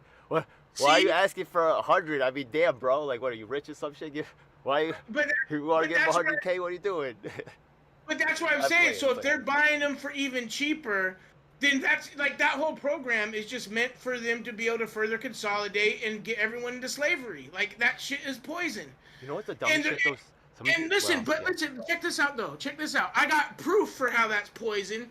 Because I just watched a little story, because I already know how the weed industry, how poison that is, and how they should have kept weed illegal for all I care, because the weed was better, it didn't have no chemicals in it, it was more expensive, I guess, but not really, like, no, it was probably cheaper too. But you couldn't just go to the store, but at the same time, like, now it's all owned by corporations and rich people and white people and celebrities, and none of the people that been selling weed illegally their whole fucking life could get in it, because it's $1 million just for the insurance. And then it's hundreds of thousands for all these different licenses to get into the game. So no poor people that actually went to jail and went to prison and shit like that over weed, none of them can get in it unless they already made it and were already low-key millionaires that no one knows are millionaires. Because they've been doing it illegally and got away with it. So they shouldn't get it. They made it. They already made millions. So they shouldn't be shouldn't be allowed in the industry. They already made their millions. No, all the people that got locked up for selling weed and never made it, they should be the ones getting their licenses. The thing with the weed licenses, if they make it legal, no one should be able to get a weed license unless they went to jail for it. If you didn't go to jail with a weed charge, you should not be able to get a license. I think this is the most viewers I've ever had. I have 6, maybe 7 viewers now. This is the most viewers I've ever had, but nobody's in the chat, bro. I'm toxic. I'm too toxic. They don't want to deal with the toxicity. Burn it down. Burn it all down. Fuck it. Let's go. They should give nobody should be able to get a weed license unless they went to jail. If you didn't go to jail over weed charges, you should not be able to have a weed license. I don't give a fuck. Why is that? Because you didn't put in no blood and sweat and tears. You could work for us, but you can't own the farm. No, the people that own the farms and own the dispensaries, you better have went to jail. That'd be my law. You better have went to jail. You can work for me, but you can't be the owner. Yes, specifically. What happens? An illegal drug that people actually went to jail for and had to get shit jobs because they got a criminal record and had to take a shit job because they can't smoke if they get a better job, and all this bullshit. They've been fucking with their life. No, if you ain't been to jail, you should not be able to have a license to grow. Let me ask you something hilarious right now, okay? Let me ask you something hilarious right now, okay? Yo, Tenderlungs, I'm gonna grow some weed. You gonna put me in jail? What you gonna do, bro? What you gonna do, man? It's illegal for me to grow weed, but I do it anyways. What you gonna do? Put me in jail? Of course not. That's not my thing. What you gonna do, man? What do you mean? Wait, what are you saying? You said it's illegal for people who haven't been in jail, right? For no, weed to grow weed, illegal. Right? What happens if I grow weed? No, you can't grow it commercially. Anyone can grow weed. Okay. Like, if you're in a legal state, you can grow weed right now. No, commercially. Okay. You could grow your 4 plants or your 6 plants or whatever the law in your state says you can grow. But you cannot commercially grow it and try to sell it because you better went to jail. If you went to jail for weed charges, then you could grow it and sell it. If you ain't went to jail, that's the whole thing. If you ain't went to jail, you should not be able to make no money off it. You could buy it and smoke it and grow it. You cannot make no goddamn money off it because you didn't go to jail. You didn't put in no time. Taking it back to my man Malcolm X, right? Yeah. The fact of the matter is that if I was Malcolm X in the business, right? Yeah. Right now there is this consolidation, these large businesses taking over. I think Malcolm X would really promote, like, independent, like cooperatively owned or individually owned. Of course. Freelance fucking. Of course he would. Of course he would. He would just separate and just fucking do his own thing and just say, we got our own thing going. And just on that note right there on the elf7dl7.com, you can join the Discord. There's actually a little farming area. I encourage other people to join up and check out grow tips. Just, you could share pictures of, your bud. You could contact people who want to do edibles, recipes, whatever, yeah? Anyways, yeah, so... that's fun. Yeah, hell yeah.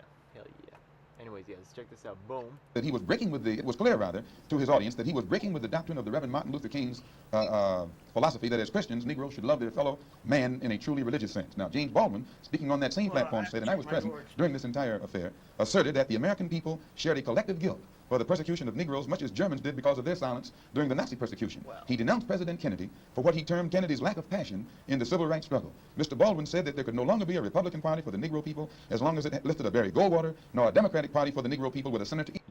Yo, if you look at the statistics on prisons, within the United States, the percentage of people that we imprison is way higher than even China, per population. No, I forget. We have I think. And when you look at the racial disparity, it's just obviously bad. I think it's 12, at least. I'd have to Google it. I don't remember. It's real bad. It's at least 12. It's at least 12 or 15% of the world's prison population, but we only have 2 or 3% of the world's population. I thought it was 20 or 25%, but I think I heard recently it was lower, 15 or something lower than 20 or 25. But I thought it used to be 20 or 25% of the prison population, and only 3% of the globe's population, or some low ass percentage of the globe's population. Or maybe it's 25% of prison and 10% of the look numbers. You can't believe every number you hear, but there's just a huge. It's just even if you try to account for differences, it's just there's the obvious something's up. Yeah, something's up. It's a huge disparity. Yeah, it's a huge fucking disparity. Eastland on its roster. He asserted that the federal government acted swiftly and energetically, that unless the federal government acted swiftly and energetically, future slaughter would make Birmingham look like a dress rehearsal. And now, what do I think about King's attitude? King's right-hand man, Wyatt Walker, at King's convention, according to the New York Times on September the 26th, said, quote, "We have been duped," meaning these persons involved in the civil rights struggle, of which King is the symbolic leader. His right-hand man says, and I quote, "We have been duped, or have duped ourselves, into believing that the chains have been broken, when in truth we have only been chained more securely. Half freedom has in many instances been worse than no freedom at all." Why, don't ask me what I think about their struggle. I can tell you what they think about their struggle. And they are pointing out that it is becoming more difficult every day for the civil rights leaders to keep the masses of black people nonviolent and long-suffering and patient, and keep them from becoming disenchanted. Hope that answers your question. Well, now there's a new party which has started on the East Coast called the Freedom Now Party, an all-black organization. Would you comment upon this, and also upon the possibility that the Nation of Islam might begin to turn some of its attention to the political arena in view of the fact that it is in the political arena that Negroes have not been able to in any way get justice, as has been pointed out in your previous statement? I'm not familiar with the Freedom Now Party. He's doing his job, but Malcolm X called him out. I don't know if he did it yet white when he talks politicians shit have usually about been very all the hypocritical, media and where shit. the Like so-called he's Negroes are talking concerned. like that guy's So media. I'm He's a bit disenchanted included. with politicians and politics. The Honorable Elijah Muhammad is a religious man, what you like. and his teaching is religious, and his solutions are religious. The Freedom Now Party, from what I understand, What's that? is headed by a man named a lawyer named Conrad Lynn. I know him. He probably means Freedom well. Party. Before passing an opinion on what it is he's trying to do, I would like to analyze it and see who's subsidizing him, see who his friends are, especially who his white friends are. And after a careful analysis, if I could conclude that there was no white support, I would be inclined to have confidence in it. But if I saw him leaning too heavily upon his white liberal friends for support, then I'd be suspicious of that too. The Muslims, in my opinion, represent an all-black party. I'm sorry to say. And the Honorable Elijah Muhammad pointed out. Yo, yo. Tender, you seen my video with me and Susan Sarandon? You seen that one? Yeah, I think so. Yeah, they're doing it again, and they're inviting Katie Halper again. They know she's fake. Hey, they know she's fake, huh? Don't go yelling at women though. That'd be a bad look. Yo, fuck all of them. Yeah, why? Why the fuck can't she get yelled at for doing fake shit? Well, she gets to get away with because she's a woman. You gotta yell the right. Expose everybody. Fuck them all, huh? You gotta have a good message if you're yelling. Have a nice, concise. My message is fuck y'all. You know what I mean? Listen, they're coming at me in all the worlds, man. I like doing that, and I'll do that, but you gotta put substance in it too. Yo, also it's that white liberal shit. That you saw that video with the dude that I was with. Yo, it's a complicated thing, man. Because I'm not trying to be anti. You know what I mean? Some of them, but the that dude Keith Gadsden, you see him in the video, like the guy with the beret. I didn't watch that one. I don't think. Yeah, like we was doing some things with some white liberal organizers before. I know. But yeah, we broke up with them. We don't do it with them no more. You know what I mean? And it's kind of sad, but that's the way it fucking went. And because they protected the rich celebrity friends, like straight up, you know what I mean? And it's fucking whack. Yeah. I'll say the name, Dia Benjamin. You know what I mean? And Ron Placone, yo, it's the saddest fucking thing, man. Yo, I have to say this dude Reyes was right, man. You know what I mean? Most of them, they still want that. They still on that. They still doing that, even though they think they got rid of Brana, but that's all they want to get rid of. They want the whole apparatus still there. Did they get rid of Brana? At least they got rid of Brana. That's good. No, they're not even getting rid of Brana, but you know what I mean. They don't want to get rid of the apparatus. Everybody there, it's the same. They're still trying to run the same show. That show is not closing down. You know what? That's why I said that. That's why I said that lady's lying. A lot of credit card money has just been set to like auto renew, and they just collect it. You know what I mean? Yep. And they just that's all it is. Yeah. And they're just sitting on it. Yeah. And they have no reason to get rid of it. It's just the money keeps coming in and coming in and coming in. And what are they doing with it? Harassing females, whatever, man. Anyways, I heard you had a crazy take on that. Yeah, but no, that's what she's lying. I also felt like it was weird. Why didn't she go to the cops? No, I questioned her on Twitter. She had all bad answers. That she's lying. First off, like I don't care. She's lying until she proves otherwise. She refused. The whole thing smells shitty. She refused to even say that Nick Brana was lying about her grabbing at his belt. If you're grabbing at my belt, you sexually harass me. Like what? Like that's already you sexually harassing me. Maybe they had a friendly relationship at that time. Party. Who knows? But no, I don't want to think about Nick Brana having sex. I don't want to think about that. I don't want to think about him. Me neither. But she didn't dispute. I really don't even think about that. Oh my god! I thought he did. The reason. Oh my god! Oh my god! I've been hearing the rumors for at least like 3 or 4 months. At least. Yo, I've been saying. Yo, I'm pissed. I'm pissed. No, I've been hearing the rumors about that sexual harassment for a long ass time. I've been hearing the rumors, and I was suspect from the very beginning. Listen, I was suspect from the very beginning. First off, I thought he was gay. I legitimately I thought he was gay or like asexual as hell. Because like you said, I can't picture him fucking. You know, I just can't. I can't see what kind of stroke does he got. I don't know how he fucking. So I thought he was why are we gay. Talking about this? I'm so done with this, man. I'm so done with it. This conversation is done. So let's down. No, man. No, man. I never No, believed man, not the product. No. I never Don't do believed it to me, please. Oh my God, this is disgusting. Oh my God.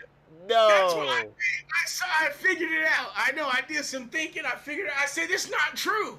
I can't picture this man." Can you picture him sexually harassing anybody?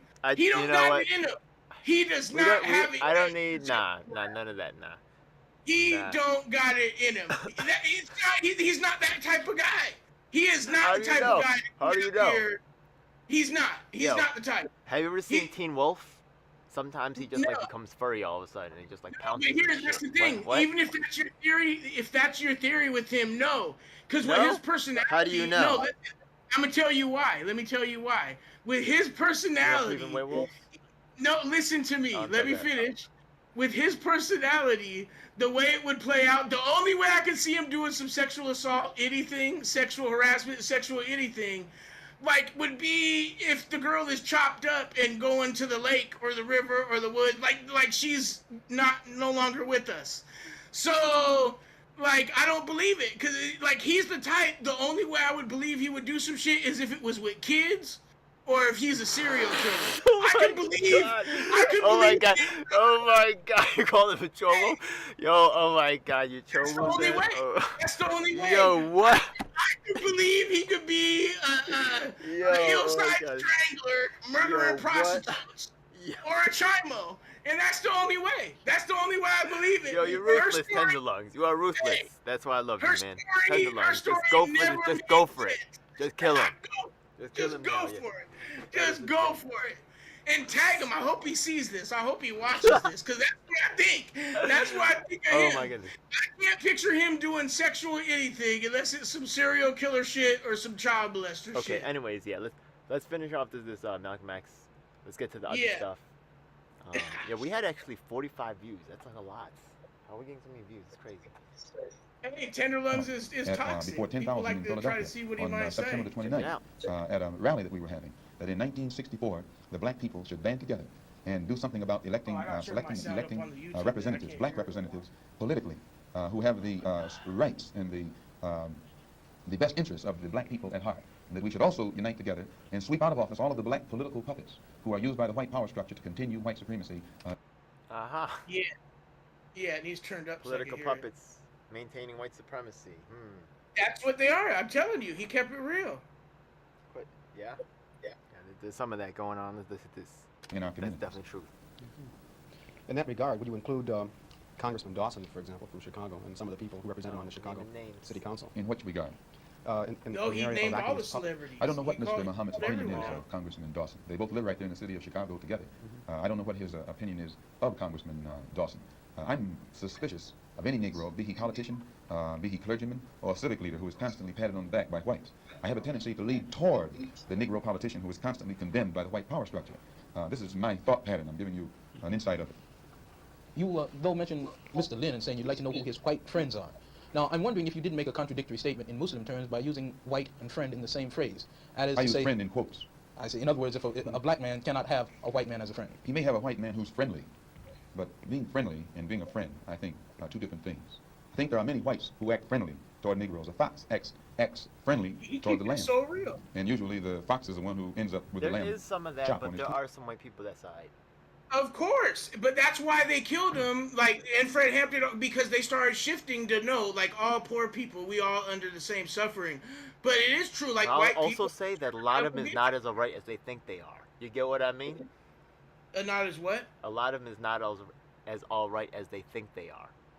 Yeah. You know no, what I mean? true. Yeah. A lot of them not as alright as they think they are, for real. Anyways. I like white people too. Like that's what I mean. Like you gotta take it from white and black with like rich versus poor and upper middle class and middle class. They go through poor. their thing too, though. You know what I mean? Like white people have their own issues, and I sympathize. That's why I'm saying. That's why I said earlier in the stream, like don't pay attention to the race part. Like that's fine with his message back then. I agree with everything he's saying, but in today, in 2022, in 2022, everything he's saying, change it from white and black to rich and poor.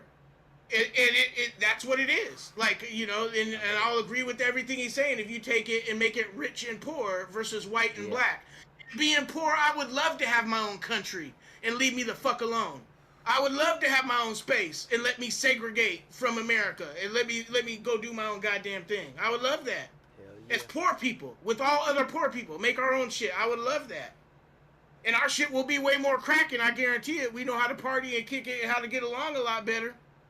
So, you know, but we gotta link up and make it happen. That's why they killed him, when they were linking up and making it happen. Okay. Ready to hit this? Alright. The wolf doesn't act friendly, and therefore the wolf has more difficulty in getting the lamb chopped in his plate.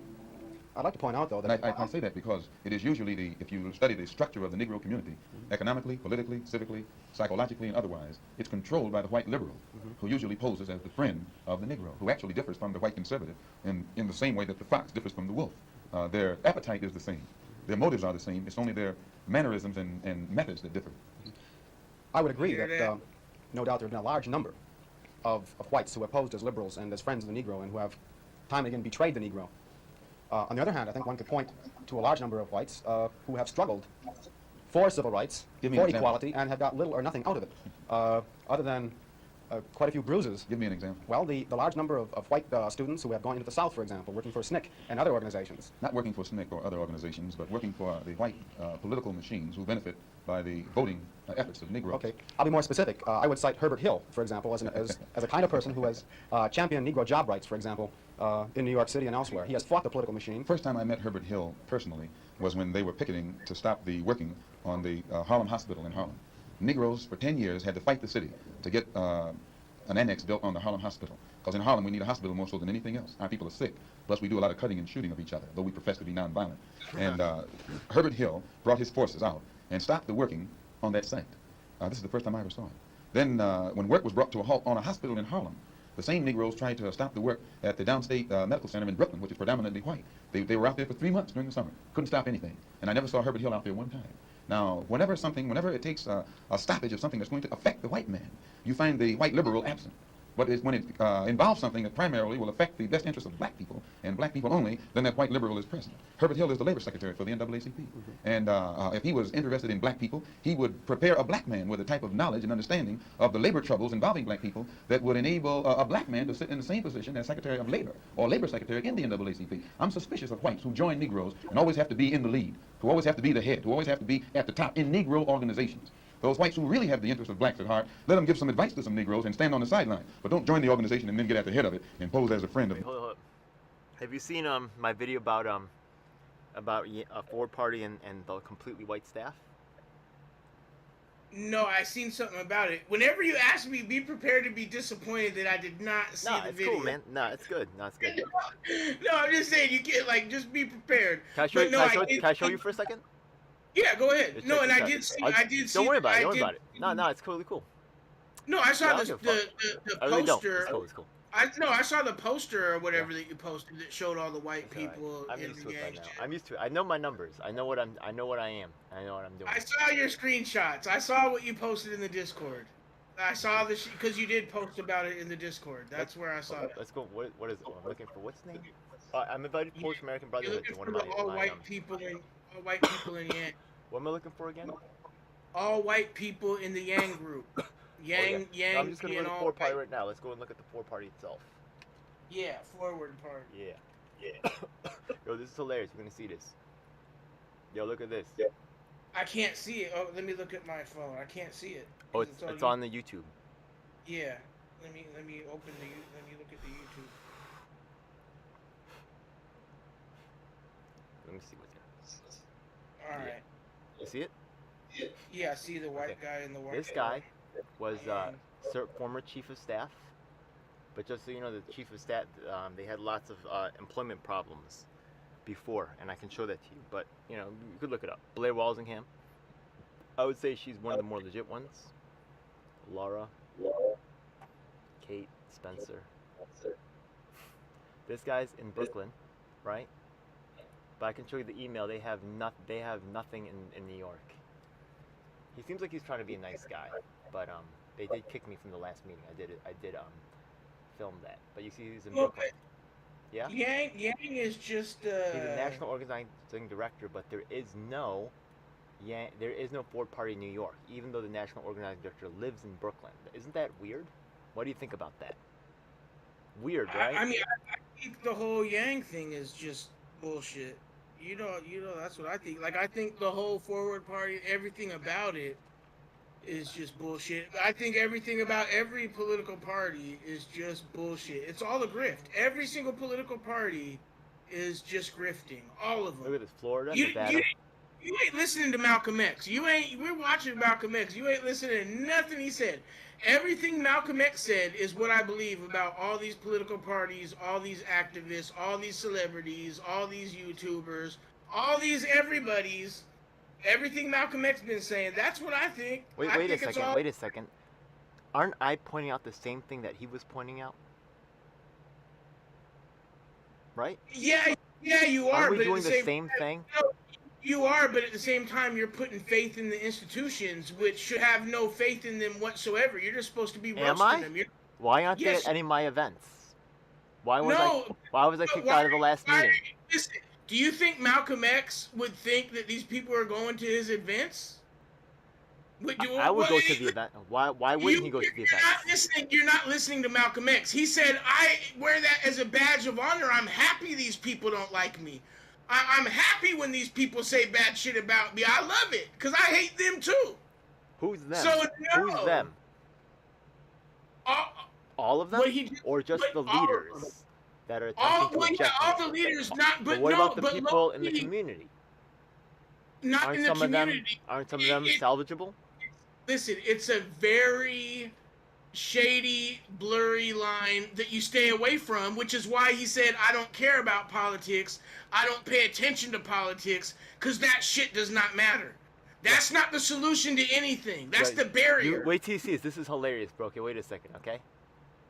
Do you see? Okay. Have you seen this video over here, which is called, where is it? Okay. No, I did not see the video. no, I didn't. One? Okay. This one is called You gotta play. Asian Americans mysteriously reappear at Yang Gang Diary movie event. You see that? You gotta play it. I see it now. But you see how, like, this is where all the minorities is at. In New York. Okay? You see how they're all missing at the Ford Party? They're all with me. What about that? What do you think about that? Manix running for Congress here at the event. This is that guy I was talking about earlier. Yeah, he actually was texting me earlier. He went to We're about to protest. I'm not. Nah, but he's running for governor and for House of Representatives. Y'all, you know what I mean? We in this to keep making change happen. Some people not, some people live. So let me show you. Okay. So I watched the movie with these people, right? Yeah. I like it. But I really like this movie. Progressive people. Look, I'm gonna see is. Nah, I got love for broad idea like you. I'm here to make sure the underrepresented. Yo, she's loyal to Gang. I respect that. Yeah. Hi, my name's Katie. I'm not mad at that. Like, she likes Yang, so what? You know what I mean? She's still cool as fuck. Yo, I still rock with Chang. You know what I mean? She's cool. Yo, you should meet her. She's cool. This guy's cool too. I met this guy now. He does good graphics, man. This guy, I'm doing an interview with this guy on my channel soon. Yo, I have a crazy story to tell you though. Okay, check it out. I did a longer interview with this chick right here, yo. You see this chick right here? I'm a little behind on the, because I'm watching it on YouTube, so it's a little behind. You see this chick right here? I see her now. Okay. Yeah. She does this Tai Chi stuff, right? Yeah? You know what Tai Chi is? Yeah. You think old people in the park, right? Like, whatever, right?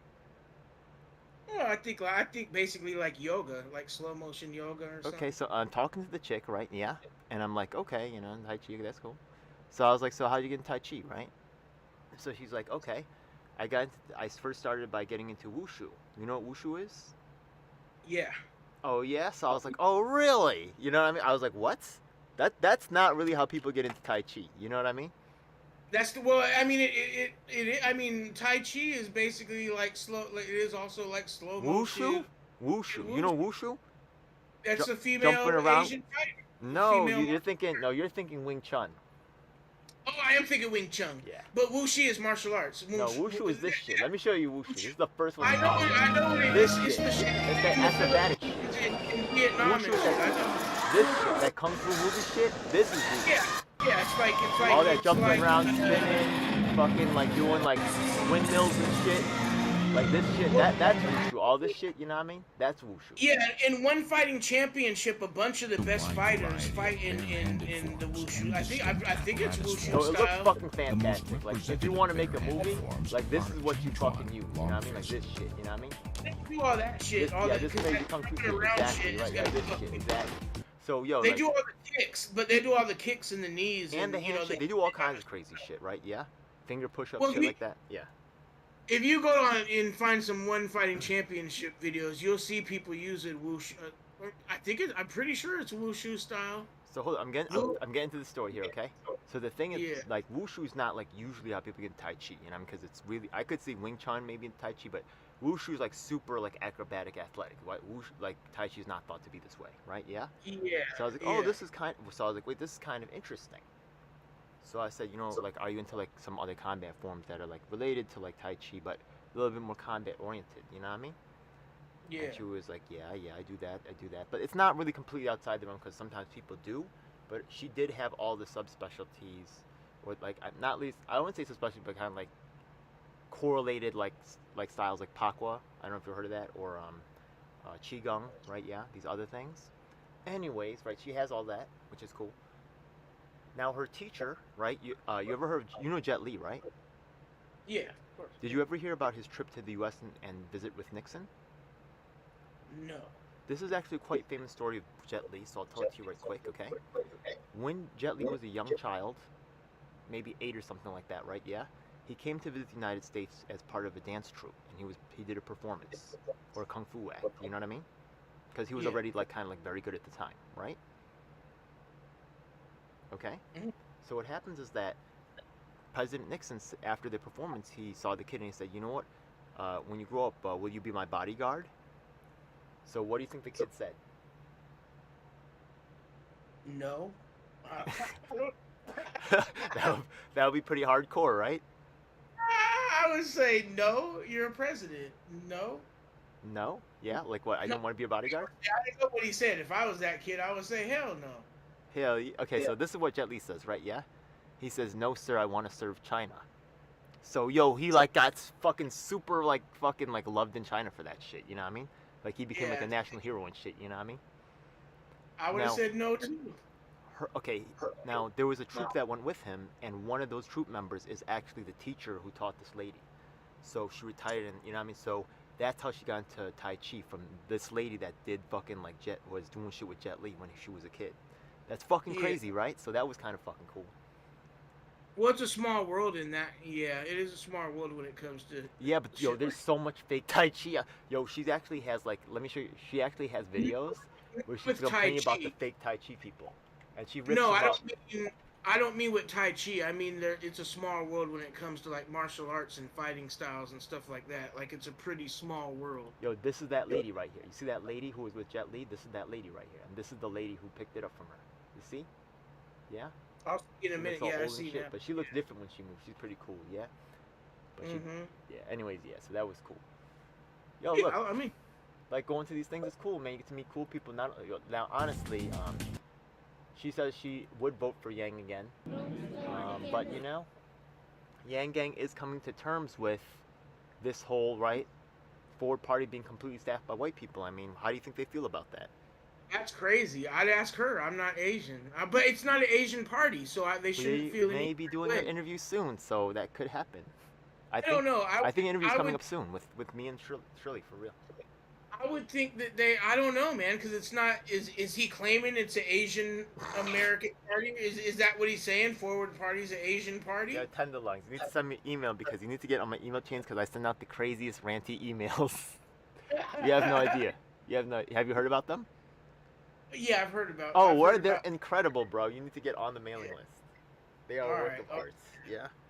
No, I mean I've just seen the rants that you post. I just see. Oh yeah, they're like that. They're like that. Discord about it. Yeah. So wouldn't you like to get that in your inbox? I send a lot of it. Anyways, yeah. That's what I figure. But I mean, if it's not, the Ford party kicked me, man, because I was asking questions the last meeting. But I recorded the whole thing. Yeah. But the only reason is that's getting to the reason why I'm not for any party that's just like a Mexican party or an Asian party or a black party or a white party. Like I'm not into that. I'm not bowing to none of these white people. I do what the fuck I want, and they know that. You know what I mean? They not supporting See, Paperboy the thing Prince. is, like, it They're doesn't not matter. supporting Like, Brian Mannix. You know what I mean? They're not doing that. They're scared. you're missing it though. The thing Yeah. is that yeah, like, okay, sure, white people run society, but it's bigger than that. In Says that who? Says who? Listen, I'm trying to explain to you why I I'm think it is resisting. bigger than that. Because Yeah. no matter what, once people get to a certain level, like in society, they bow down to that pre-established white culture already. Like the culture is already white culture that runs society and has been forever. That's why you got white kids thinking it's cool to run out here saying nigga. You know, that's because they don't, like when I was a kid, if white kids are saying that, they get hit in the mouth. Like you gotta fight. You know, and so it's they run because it's white people that want to be able to say that because it's cool. It's in the music. They want to be able to say I lyrics. think They if want to black be people chose the one thing that was unacceptable, they could have chosen like maybe like housing or something. You know what I mean? Well, that was no. I'm That's saying one when thing I they was a got. kid, it was unacceptable for any white people to be saying nigga under any circumstance, point blank. Well, Period. now like the rappers are like making it cool for their rich white friends to do it. So Because they got to a certain goddamn level and sold out, and that's my point. Yeah. And that's why skin color, race does not matter. It's rich versus poor. Rich, poor versus the middle class. No, it's poor people versus everybody. And that's what people need to wake up and realize is poor people versus everybody. And if you lower middle class, you poor people too. If you making 20 grand a year, you poor people. Poor people too. But the poverty line is $12,000 a year for a single person. 12 grand a year. 24,000 a year for a couple. That's poverty. Yeah. So that's who got to unite. Because even the people, do you think when you're making $12,000 a year, do you think the people making $24,000 a year are your allies? Do you think they're riding with you? The people making twice as much as you that still ain't happy? And they still don't ride for you? Because I guarantee you, people making $24,000 a year, which is double the poverty line, which is what people think the poverty line is. People think the poverty line is $24,000. It's not. Every time you see that, it has an asterisk, and you look at the fine print, and it says double the poverty line. The poverty line is $12,000, motherfucker. So these people making $24,000 ain't even, like, they're not half of, some of them's allies, half of them ain't allies either. Because they making twice as much as you.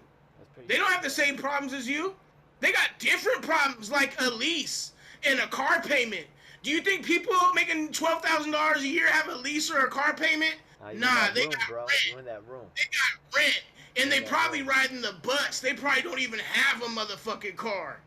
So, no, it's like poor people versus everybody. And until poor people wake up and realize that and link up and try to, wake up the people that's lower middle class making $20,000, $24,000 and think that they're ever going to make it higher than that when they never will. Their kids might, maybe. Most of them won't either, though. They're going to stay where they're at. So until they wake up and want to link up with the poor people and stop being envious of people that's, not doing shit with their life and just living off the state because they're depressed. They ain't doing shit with their life and just sitting at home living off the check because they're depressed. They got no future, no hope. They go out and break their back and sweat for you for what? So they can make $20,000 and still be struggling and mad at the other poor people that they just escaped from?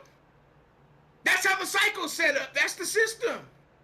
And until people's going to wake up and see the system and how it's designed and what it really is, nothing's going to change.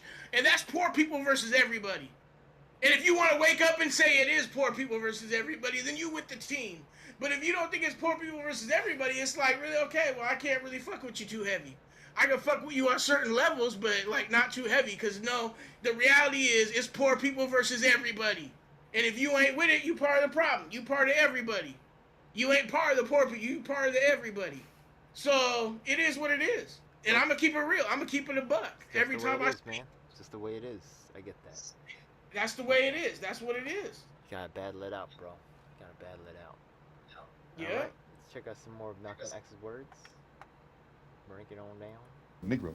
Well, I would defend his sincerity and his commitment And more than that, I would say that just because a person is a Negro or a black American does not mean he's going to struggle for Negro rights or for jobs for Negroes or anything else. I think that today you could point to a large number of Negro leaders who have consistently betrayed Negroes in a whole host of areas. They aren't really Negro leaders. These are puppets that have been put in front of the Negro community by white liberals. Right. These are parrots that have been put in front of the Negro community by white liberals. You can't name me a Negro. Yeah.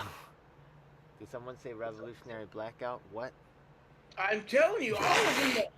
All of them know. Yeah. All of them know. Come on. Hassan Campbell, I fuck with Hassan Campbell. You're up there. There's Oh, he's part of them? but, That's cool. you know. I didn't know. No, I mean, I watch don't really it. know what's going on, to tell you the truth. I'm just so sickened by the whole fucking thing. I'm sickened by everything. Yeah, I'm sickened by I'm everything. just sickened by it.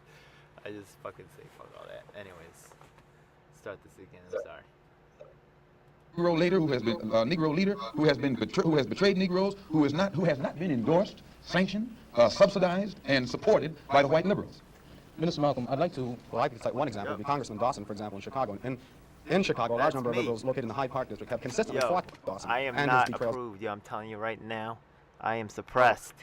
Hey, I am definitely not approved. Hell If you're not yeah, approved, that's good. That's what I like you. That's why I like you more, man. That's better. That's better. I'm too hard for society. Like, I'm complete. The furthest No, thing hey, from Jackson but Hill. I'm That's not. a good thing. My probably my favorite account The on furthest Twitter thing from follows Jackson Jax. Hill.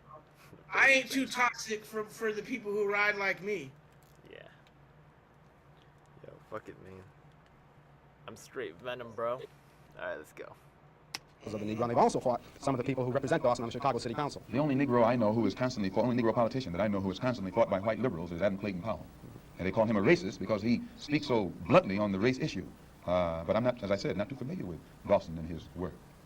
Let me return to the Nation of Islam per se, Minister, by raising a question which struck me as a result of reading some of Baldwin's work, namely The Fire Next Time. Baldwin pointed out that in Harlem for many years he had passed the street corners and the soapboxes and heard people speaking from these platforms who were known as black nationalists, and nobody was listening.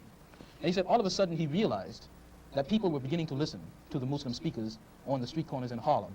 The message essentially was the same, but it was that now many people were listening to what this message was. And you pointed out that the Nation of Islam has been in the picture for about 33 years. What is it, in your judgment, that has caused this tremendous amount of support that the Nation of Islam has garnered in the Negro community in, say, the last 10 years? When you put a seed in the soil, it remains beneath the soil until the season changes. And when the season changes, the seasonal change automatically brings about rather atmospheric conditions, bring about a seasonal change that makes that seed come up or crop grow in its point in time.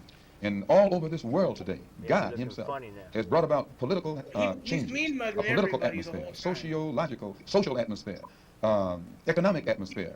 These economic conditions, these political conditions and social conditions combine to bring about a situation that is making black people in America more receptive, their mind more fertile to the seed of truth that the Honorable Elijah Muhammad has been planting for 30-some years. And this is springing up today and causing our people to see and understand now what they couldn't see and understand before. What is the nature of the situation which is making black people more receptive? In the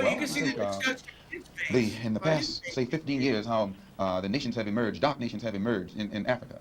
Prior to 10 years ago, most Negroes identified Africa with a savage, jungle-like place. And whenever you mentioned the word African, in their mind's eye, they could see the image of someone running around with a spear. With no language, who'd say other bugaboo or guana or something, and who'd be in the jungle running from lions or chasing lions. But then when, after the war, when the United Nations was set up in New York City, black people began to look at men like Tom Mboya. They began to look at men like Nkrumah. They began to see men like Lumumba. They began to see men like Nasser. They began to see these Belowa and Zikwe who could exchange intellectually with whites on an international level in a political forum and hold their own. This made the black people in this country realize that what the Honorable Elijah Muhammad had been teaching all the time actually had substance. And they began to turn it over in their mind and see that what he was saying had more weight to it than what these other Negroes were saying. And they began to identify themselves with the black world and the black struggle more closely than they identified themselves with the so-called white world. Let me ask you a question with respect to a statement which Essien Udom quotes as being on a bulletin board in the University of Islam in Chicago by the Honorable Elijah Muhammad. According to Essien, Mr. Muhammad states, "Up, you mighty race. You can accomplish what you willed. Build your future on these foundations: freedom, justice, and equality." What is the definition of freedom, justice, and equality for the black man, and where and when is it to be attained? Well, take equality first. The Honorable Elijah Muhammad doesn't teach us to associate equality with whites. Equality has nothing to do with whites. We don't want to be equal with the white man. He's not the criteria or yardstick by which equality is measured. He's not in a position to tell us we are equal. It's not his right. It's not his to do. Equality, we want equality. We had equality before the white man was created. We had equality before the white man came into existence. Wow. And we want equality whether the white man is on this earth or not. Equality means the opportunity to develop all of our dormant potential, all of our dormant capability. And in developing this dormant capability, the right and the ability to stand on this earth on some land of our own and bring about a civilization and a society in which we will be completely independent, complete freedom to take care of the needs, to take care of the wants and the likes and the dislikes of our people, to establish our own nation, our own society, our own heaven, our own future. This is what we mean by freedom, by equality. And justice means as you sow, so shall you reap. If you do wrong, you'll get wrong in return. And if you do right, you'll get right in return. When you're in your own nation, in your own land, you're in a position to get justice. But when you're in another man's country, in another man's land, under another man's flag, and under another man's government, and under another man's court system, you have to look to that other man for justice, and you'll never get it. And Negroes in this country probably are authorities on that. Yeah. To what extent? You know, that's interesting because I'm part of something called UPA, but I might have to start advising separatism. Wow. Yo, But also, that's still okay, go ahead. everything he's saying is still relevant to this day. Like we are living. If you're poor, you are living under another man's laws, because these laws were meant all for people who already had shit. Even if you want to take out all the race shit, okay, well every law is still written for people who have money. But there is the racial thing to every law too, so that's still there. So you can't even remove it.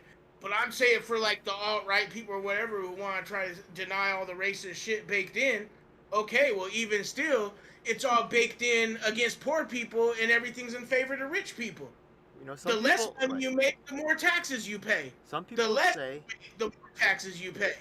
You know, so everything. If you're poor, every law is against you to keep you in line. If you're poor, every law is against you. What do you think about because actually, right, Malcolm X proposes black nationalism, but I've heard actually someone say before that nationalism is like a problematic. Have you heard that saying? Yeah. That's Hitler. So that was Hitler. It was National Socialism or whatever, right? Hitler was a. So what's your take on nationalism? I'm what pretty is much. Well, that's the thing. They use all these vague words to where that's what the fuck is this crap? Yeah. Yeah, that's why it's hard to have like a true, firm position. Because if you explain it the right way, I'd be in support of it. But when it's perverted, then it's the worst thing. It leads to Hitler and shit, and you know the alt-right and everything else. Like that's where like like white supremacy. Like that's because that's automatically what I think. Yeah, what's the difference between a social democrat and democrat socialist? Like it's a different thing and it's confusing. Like, what the hell? I don't. That's why I don't pay attention. That's why I'm like Malcolm X. I don't pay attention to the politics shit. I just know what I know, and most of it is from being around you guys. Because I don't get. I met this chick today. She said she was anarchist. She said she was I grew up ever since I was a little kid listening to Malcolm X and this shit. So I've met anarchist chicks. Yeah, there's anarchist chicks. You should meet them. They're in Seattle, bro. Like anarchists are cool, but like it don't matter because they don't. It's okay though. Listen, no, it's been around my whole life, and it could work, but they're not really about it. They're just all larping. This is what I did with some anarchist chicks. They went to some anarchist band shit, and we hung out at a restaurant, and then we hung out. That's like basically what anarchists do. And then sometimes there's this thing called Food Not Bombs, and we give out food and shit. And yeah, that's nice. Yeah, that kind of shit. That's cool. Like why not have the anarchists? Like if they're into some politics shit, we really didn't talk about politics that much. You know, I mean, we did some, but it wasn't like Sometimes it'd be like vended at a bookstore and stuff, but it was really just bands and shit, and just hanging out.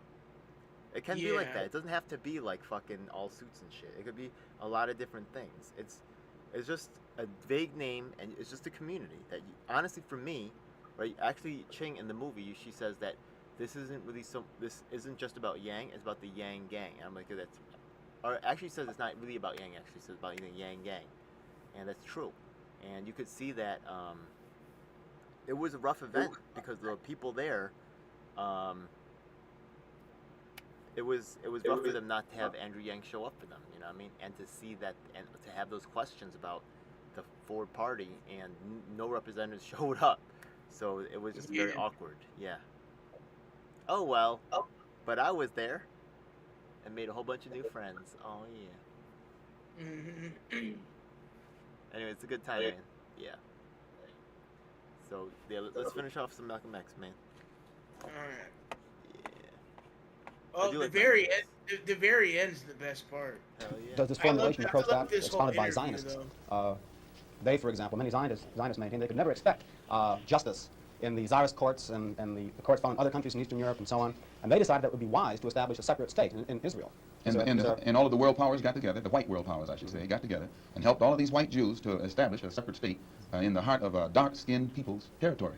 And if white people can get together and let other whites, help other whites to establish an independent nation right in the midst of dark-skinned people, and then we don't see where white people should be so much against the Honorable Elijah Muhammad's solution, not of setting up an independent dark nation in white people's property, but he's asking the opportunity to set up an independent nation on our own continent. Let us leave America and go back home among our own people on our own land and set up our own independent society. But all he says is that this government, which made us slaves, should supply the transportation for us to get back home and give us all of the machinery and the tools necessary for us to till the soil and establish our own agricultural system to feed and clothe our people, our own economy, and in some way become an independent people among our own people on our own continent. This is intelligent, and Zionists should never criticize us. You say then that the United States is not the black man's country. Definitely. American laws are not the black man's laws. No.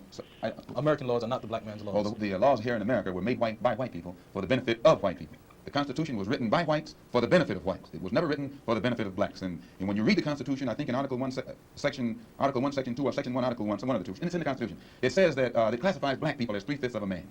3/5 of a man, subhuman, less than a human being. It relegates us to the level of cattle, hogs, chickens, cows, a commodity that could be bought and sold at the will of the master. No, it was written by whites for the benefit of whites and to the detriment of blacks. And when a black man stands up talking about his constitutional rights, he's out of his mind. Mr. Malcolm, in our textbook, which the students have read, supposedly, there is a statement, which is a quotation from Essien and essentially that from Lincoln, to the effect that the Nation of Islam does not have a great deal of support in the Negro community in this country by and large. And a recent national poll of American Negroes found that leaders and rank and file, according to their statistics, supported the Reverend Martin Luther King somewhere over 90%, whereas the support and favorable rating that they gave Minister Muhammad was less than 20%, and somewhere around 45% of them gave an unfavorable rating to Mr. Muhammad. What would your response be in terms of Baldwin's statement that this is a growing thing and the kinds of evidence that we have that there isn't much to it? Well, that statement I made just made concerning the Constitution is Article 1, Section 2 in the Constitution, where it classifies us as chattel. Baldwin did point out that Mr. Muhammad has the only grassroots support and is the only one whose whole following operates or functions on a mass vehicle. And I think Baldwin told Dr. Kenneth Clark that Martin Luther King is at the end of his rope. Now, concerning the poll taken by Newsweek magazine, I think you said that this was the leaders who said that, who went with King and against Mr. Muhammad around 90%. I just told you a little while ago, these leaders that they call leaders, this included Lena Horne, this included Dick Gregory, and this included comedians, comics, trumpet players, baseball players. Show me in the white community where a comedian is a white leader. Show me in the white community where a singer is a white leader, or a dancer or a trumpet player is a white leader. These aren't leaders. These are puppets and clowns that have been set up over the white community and over the black community by the white community and have been made celebrities and usually say exactly what they know that the white man wants to hear. And it is an honor, actually, that they endorsed Dr. Martin Luther King and were against the Honorable Elijah Muhammad. That's actually an honor. Now, when you say that they also, in the same Newsweek poll magazine, I think the pollster said that he went into the Negro community and asked about the Muslims. And many Negroes whom he asked said, well, I never heard of the Muslims. Who are they? You know, this is the rank and file we're talking about. Oh, yeah. Now, when they got down to the rank and file, this was the answers that they got. This is equivalent to the situation in Kenya during the Mau Mau uprising, when many frightened whites in Kenya, Africa, would go among the Africans and ask them, what about the Mau Mau?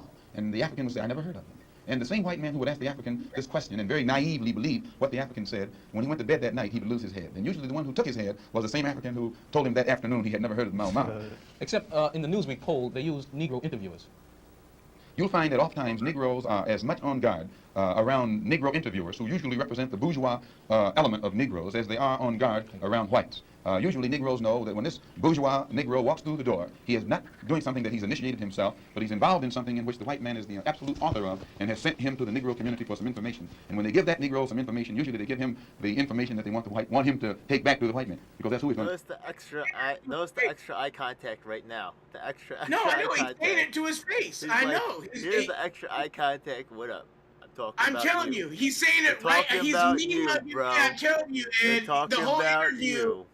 The whole interview, he's mean mugging him, letting him know exactly. Yeah, he's letting you know exactly how the fuck he feels about you. Right. He said that shit to that guy's face. He said that shit to that guy. All right, right there. Savage. Our time is just about up, Mr. Malcolm, and perhaps you could summarize and conclude by giving us, in your opinion, or in the opinion of Mr. Elijah Muhammad, what would be the ideal solution to the racial problem in the United States today? Well, on Thursday, October the 3rd, the New York Tribune, in an editorial, pointed out in Boston, in an article called The Civil Rights Iceberg, they pointed out how Kennedy had realized that beneath the water, the civil rights whole problem was political suicide. Because in his own hometown, the head of the Board of Education, a woman named Mrs. Hicks, was running against the NAACP philosophy, and she swept aside all other opposition. The whole white community supported her in opposition to the NAACP's desire for integrated schools, integrated housing, and otherwise. So I say that to say this, that even the Jewish community, which is supposed to be pro-liberal, went against the NAACP. Whites are against integration in practice, but they're for it in principle. So the only solution is separation. And the Honorable Elijah Muhammad says that this can be brought about simply by letting our people be exposed to the truth about ourselves, about the white man, about our history and our condition in this country. And once we are exposed to the complete truth about things as they actually exist in this country, the masses of black people will choose complete separation from this entire system, political system, economic system, social system, and whatever other aspect or description adjective you want to attach to it. Let us go back home to our own people, live among our own kind, and solve our own problems ourselves. And if the white man doesn't want us to go back to our own people and live in our own country, then since we can't get along together in peace on this country with white people, let us separate part of this continent, migrate to that separate territory, let the government give us everything we need to establish our own independent economic system and society, and thereby we'll be able to solve our own problems ourselves and prove that we are human beings and a part of the human family and can do for ourselves what other humans have done for themselves. And then we'll be able to stop blaming the white man for what he has done and stop begging the white man to solve our problems. We'll be able to solve our problems ourselves. Thank you very much. That's it. Just do it yourself, Dan. Yeah, that's pretty cool, man.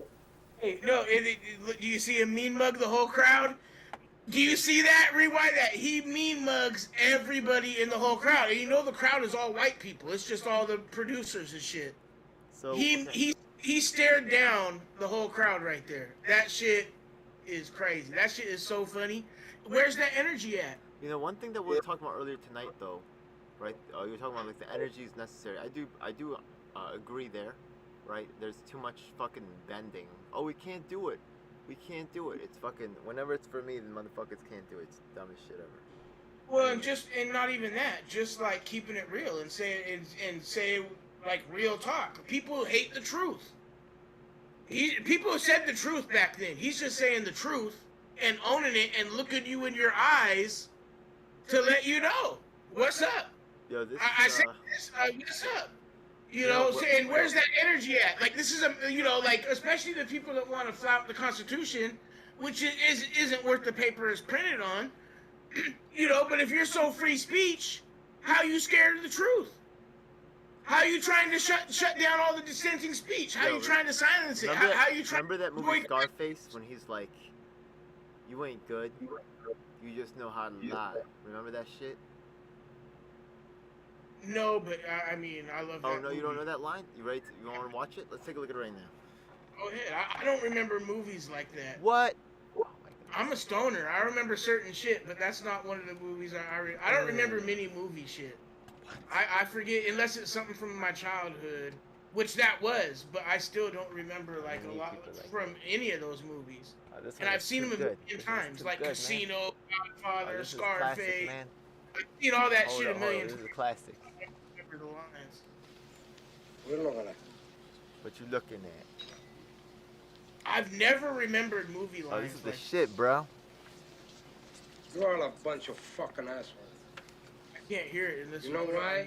On your speakers. You don't have the guts to be what you want to be.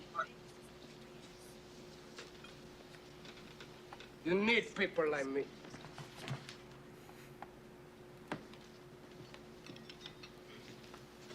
You need people like me so you can point your fucking fingers and say, that's the bad guy. I want to turn the sound on my phone because it'll echo. What'll that make you? Good? You're not good. You just know how to hide. How to lie. Right. Me, because I play this copyrighted stuff, this video is gonna get taken down. I'm telling you right now. Oh, well, take it off. He said you just know how to hide or something. Yeah, but this is a dope line, bro. You know what I mean? Yeah, he said. Yeah, he it's said already you're taken not down. I already got the warning. They already detected it, so it's not gonna stay. Whoops. Oh well. Sorry. You man. You recording it anyway, right? Yeah, it's not gonna keep any of this shit. I should just restart it, or just. I thought you were. Yeah. I thought you recorded all of it. Aren't you recording it? I was streaming it. I was streaming it, but because the copyright stuff is in there, it might stay up. There's a high probability it comes down, because I'm just straight up streaming the movie. It might just mute that part too. But yeah, you gotta watch the copyright. I hope so. Sometimes it'll just mute that shit. Like I've played copyrighted music. Like I have a video where I'm smoking a joint or something, I think, and I played copyrighted music on part of it, and it just muted it. It didn't even, like, it gave me a warning, but they didn't do shit. They just muted that part to where you can't hear shit. It just takes all the, mutes the stream until the music is done.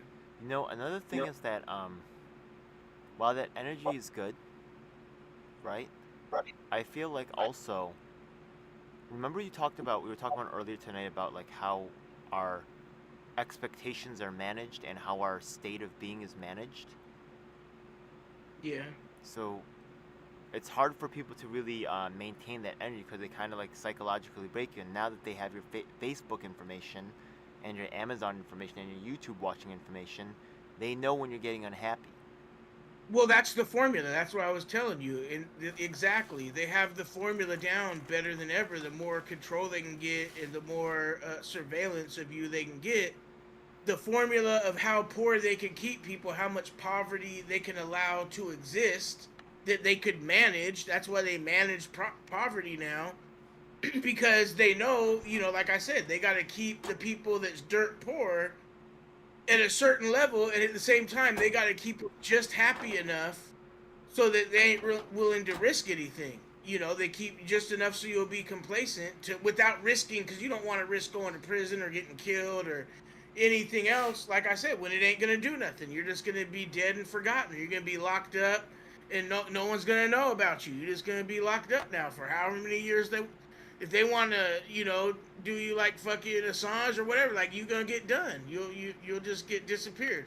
They will do that, Holy crap. Yeah. I can finally open this freaking. I deleted enough files. Thank God, finally. I'm sorry, man. It took forever. Yeah. Yeah. Okay. Now I lost my train of thought, but that's how they'll manage. They got so many ways to manage you, but now, their formula's down better than ever. So that's why do you think people got free cell phones? Like poor people get free cell phones and cheap internet and shit. They gotta give you, like, they want to give you the least they could possibly give you, but they just want to give you things that's gonna keep you distracted. Because even when you make money and successful, everything you spend your money on is like, just shit to distract you from life, really. Unless you're nice and do it real good, then, you don't have to work or nothing. But, like, even people gotta work and is middle class or whatever, everything you're spending your money on is just, like, shit to distract you from, the bullshit that's life.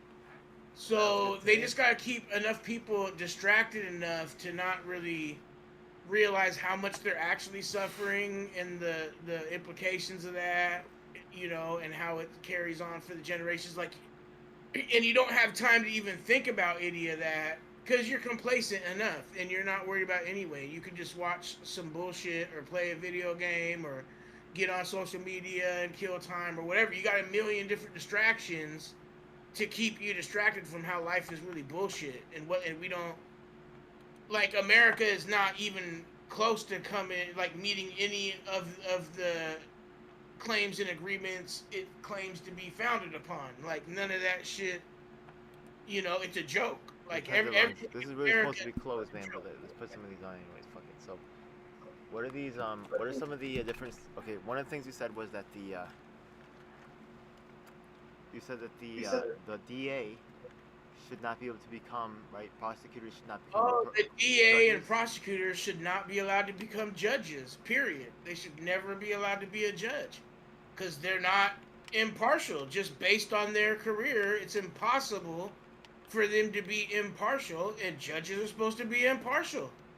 So I don't even know necessarily if defense attorneys should be allowed to be judges either. Like, a judge should probably just be its own thing, because you need to be unbiased. You can't be what all if they pro. have to take it from equal? Because you said the problem is really that they're all prosecutors. No, they shouldn't take it. They are all prosecutors and DAs, but no, they shouldn't be either one, because neither one is really impartial. If you're a defense attorney or a prosecutor, neither one, you're not going to be impartial. That makes sense, kind of. Okay. Period. You're just not. So neither one should be allowed to be a judge. But the thing is that judge yeah, should be its own thing. Like, you should go to a different kind of law school if you want to be a judge. It should be a whole different thing, based on being impartial in the scales of justice, not based on the state and prosecution, because that's what they're all. Every judge is based on the state and prosecution, not on being unbiased. So that's why, that's why the judicial system is white supremacist, because it's holding up all these white supremacist laws and biases. well, okay. Just implicitly on the fact that all the judges is former prosecutors and DAs. Well, like every judge. Every judge. Well, one thing that I can tell you right now is that here in New York City, okay. The thing is that I'm not sure where you are, but here we have something called the county committee, and we are Democrat controlled, and Seattle maybe as well. Okay. Actually, I think there's there's probably a chance that you guys are actually have a better system than us because of its super progressive policies, but it might not. No, you're wrong. Seattle's dog shit. I don't know what you're talking about. Oh, Seattle. I don't know. I said maybe. I don't know. No, Seattle's the most whitewashed for what people think it is. No, Seattle is one of the most segregated, gentrified. It's the most gentrified city that I've ever really been to. Really, it's so gentrified from what it used to be when I was a kid and a teenager, and even in my it was already getting gentrified in my early 20s. But even until my early 20s, it still wasn't that gentrified. But it was started already. So what I was saying was right. Okay. And now it's crazy. Even from 2000 to now, it's crazy how gentrified Seattle is. Okay, so over here, right, there's something called county committee, and there's some kind of mathematics where for every 5,000 or something, there's different districts and stuff. There's a whole shit ton of them, really small little districts, right? And the thing is that there's something that each one of these counties, can assign a committee member, a man and a woman, right? And then all the counties come together, and this is called county committee. They meet for 4 hours a month. Now, this county committee is responsible for two things. Number one, it seats judges, okay? Number two, it also, when people resign from office or leave office for whatever reason, then a special election is held. And this county committee gets to determine, right, who actually runs in the special election, right? So the thing is that this is not open primary. So basically there's a lot of party control here. You get that? Mm-hmm. They also have a county committee chairperson. So the thing is that this is, you need 70,000 people really to kind of make this happen. It's said to take all of New York City. That's a lot of counties, but you could do it smaller in some smaller ways. So, but it's an interesting way to try to take control of the judicial system. Well, but the problem is right now, actually, it's being used to milk the city of millions of dollars. It's been proven. There's a movie about it. It just won an award. The thing with the judges is it doesn't matter, because all the people that they pull from is all gonna be former prosecutors. And if it is, because maybe of course there's gonna be a few judges here and there that are okay. There's always an exception to prove the rule, that there's gonna be some people that really is trying to be. Should I credit you as Tenderlungs? Yeah, you can put you can put my Twitter or whatever. What do you want to put? It's at Tenderlungs Raw is the Twitter. Tenderlungs Raw. Capital T, a capital R. I'm not mad at that. Fuck it, let's do it. I already had. That's how we're living today. We're living today just like this. Fuck it. Like that. Well, in Skylar, it says. Oh my god. It says Skylar saying Who would ever have guessed? Oh my. Yeah, it's Tenderlungs Raw at Tenderlungs Raw, but it says how long? Skylar. I don't know if I can really, if I really, I should do this, but how long until someone says "fuck Joe Biden" or some crazy name like that as their handle? Oh my god! I know. We'll see if it's coming. I don't know how far it's gonna go. Skylar be saying things is what it'll say. Anyone can comment on this document. It's crazy. I'm sorry, it's too crazy. Anyways, It's an open Google I'm document. not, no, only I can write on the document. Other people can comment on it, but only I can write the document. Yeah? I am the master of this document. What do you think about that, Tender? Yeah, it's cool, but yeah. Well, yeah, that's cool. Like because of these. Voice. Anyway, so Tender. Okay, so what was another idea you had? No, wait. Prosecutors, or defense lawyers. Yeah, I mean, I didn't know. No, just the prosecutors and defense lawyer, or I think no lawyers or prosecutors should be allowed to be judges. Have you heard of something called second look sentencing? What? That's when you do a little time and you come up for review? Like that just sounds like a parole review and no, just it's kind of like you go to court twice. Like you get your if you get sentenced, right? Yeah, and you get sentenced as guilty, you can go to a second court review. You guys do a second sentencing to see if. Yeah, I've had one of those. Like I've had that for misdemeanors, but I mean, anyone it doesn't matter, any charge, misdemeanor or felony, you have the right to you have a right to file in the court to have your sentence up for review once a year anyways. Everyone has that right. Like once a year, you could petition the judge to review your sentence every year. So I think everyone could do that for any charge. You might get denied, like all the time. They might just say no, fuck no. So like that's been around forever, and that basically is just like a parole, like parole hearing to see if you can get parole. I think that's what they call it. Like when you're in prison doing your like if you're doing 20 years and you come up for parole review every year or 3 years or however many years after you serve 12 years or however many. After you serve a certain amount of time off your sentence, even on like murder and whatever, you have the right once a year to have your case come up for review. I'm pretty sure that's everywhere. But I'm different states are different, so I don't know. It might not be everywhere. But yeah, we've had that here forever, like that second look shit. Because even if you have like people would have like consecutive sentences on misdemeanors, so you could be doing up to however many years in the county jail. They tried giving me 7 years in the county jail on misdemeanors, and I won my own appeal by myself. I think this, just personally, right? Yeah, I think that this policy is a little bit difficult for people to really understand, like why it's there. I think that they understand like some of it, but I don't think they understand the depth of the issue. Well, I mean, the reason it's there is, first, I mean, because the judges give excessive ass sentences because they're former prosecutors. So their sentences are like usually always excessive, usually always. And like here in Washington, maybe that wasn't always, maybe in Washington you didn't always have the right and people kept suing because they're getting long ass sentences on misdemeanors. Did you have another idea? Yeah, I do, but I can't remember it now because it's been so long. I know I had the idea about the ending. I think there's something else about prosecutors you said. Ending cash bail period, that's on there. Ending the bail period, but there was something else. I'm trying to think of what else. You should have wrote that shit down when I said it. It'll come back to me, maybe not right now, but that's how it is, man. Want to look through the document? Want to check it out? Have you seen it? I can see your screen. I can't really see it too good, but I can see it. What was the other one? I can't. Oh, the other one was that they need to abolish public defenders. Public defenders should be abolished. Period. Everyone should get a paid lawyer.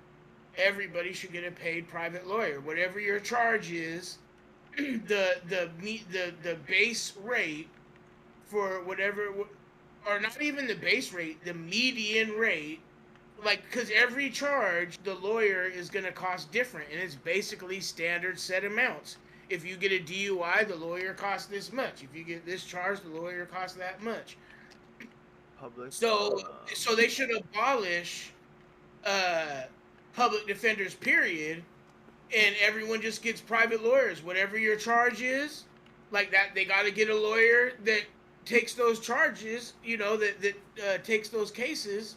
Because all lawyers, they don't fight every kind of charge. No, that's like shit. So how should I word, like, by TV. should be replaced by a with the ability for the person to see a attorney of their choice and get reimbursement from the state? No, like the state just has to pay for it. Like you get to find your lawyer. Because it has to be, you're not going to get the best lawyer for a bullshit charge. You're only going to get the kind of lawyer, whatever it takes someone to fight a murder case. So what happens if you get it? So basically, aren't you still getting a court-appointed attorney? No, because listen to me, murder cases, you do not get a public defender for a murder case. You get an actual lawyer. They can't give you a public defender for a murder case. So when you're poor and they got to pay for your lawyer in a murder case, they got to get you a real lawyer. It's not going to be a good lawyer. It's going to be a cheap-ass lawyer. That's why they need to fix that shit, too. And even if they try, I've never heard of anyone on a murder case having to use a public defender. They don't do it. But you're just not going to get the best lawyer. But they need to make it so you get the best lawyer. Like, whatever your charges are, you should get, like, the best lawyer. Because all the rich people's getting the best lawyers. So you should get like the best lawyer, but it goes on what your charge is. If you got a shoplifting case, you should be able to get just like the best shoplifting lawyer. You know, you don't get the best fucking lawyer, you know, for a bullshit charge. Whatever your charge is, you should get at least the middle. Even if you're not getting the best, at least the middle. Okay. You shouldn't get the worst. Let me tell you some things about that I think that go on in the court system, and why this may not be the solution. Not trying to hate on it, but just tell me what you think about this, okay? The thing is that the lawyers and the judges, they all know each other because they work together every day. You know this. We said this already, right? So the thing is that the lawyer, right, because he knows the judge, he knows that, right, you know, once in a while he can call in a couple favors, like here or there, maybe, right, yeah, whatever, right, yeah, or he could go extra hard, or who knows, do whatever, right, yeah? But the thing is, he can't do this for everyone. So people are going to be paying off behind the scenes or doing like a little something, right, to make a little actual deal happen. And I know people who are dealers and shit like that, and they have paid the lawyer to pay the judge to make shit go away. You know what I'm talking about? But those people are going to have the extra money to do that anyway. So that shit's still going to happen no matter what anyways. So I think that's really where the law kind of like works, though. You know what I mean? Like, no, but that doesn't mean... Okay, well, exactly. So it should be more fair. Because that doesn't mean just because people is balling out of control, which is like nobody. Most criminals that get caught is not balling like that. Yeah, we all might know some dealers that then got off on some charges. That's not most people. Most people that's dealing get caught and go do their time. They got to go do some years. They got to go sit it down for a while. 90% of people is not getting paid lawyers. So I don't give a fuck that those people is able to do corrupt shit. Okay, well, that doesn't mean everyone else should not be able to have the benefit of a good lawyer just because these other people is able to take advantage of the court system like the rich people take advantage of the court system. Do you think this really stops the corruption? No, but it's gonna level the playing field more. Yeah, people's sentences are gonna go way down, especially because you're not gonna be afraid to go to trial. The only reason it's so corrupt like that is because people take plea bargains. I think it is if like 8% of cases went to trial, it would bankrupt the court system. That's why they work together. That's why. I mean, that's not the only reason why, but that's one of the reasons why nothing ever goes to trial. Okay. Because they want you to plead. They want you to plea out. Okay. If a small ass percentage went to trial, because it's only like 2% of cases go to trial or some fucking nothing ass shit, because everyone is poor, everyone has a public defender, everyone's taking plea agreements, because you're not trying to do 10 years when you could take a plea agreement for 1 year. You're gonna go do the 1 year, and you're gonna take that charge, even if you couldn't get up, even if you're innocent. Sometimes, if the evidence is bad enough, you ain't gonna risk that. I pled guilty to a misdemeanor for stealing some shit I didn't steal. So you'll make that executive decision and take some charges. Because look, if I go to trial and they're gonna use all this other shit on me, like I'm going down with this public defender. He's not trying to help me. She's not trying to help me. I'm going down. But if you got a paid lawyer, you ain't worried about it. Like, they're gonna fight for you. That's their money. They can't afford to have their reputation ruined by not taking a case seriously.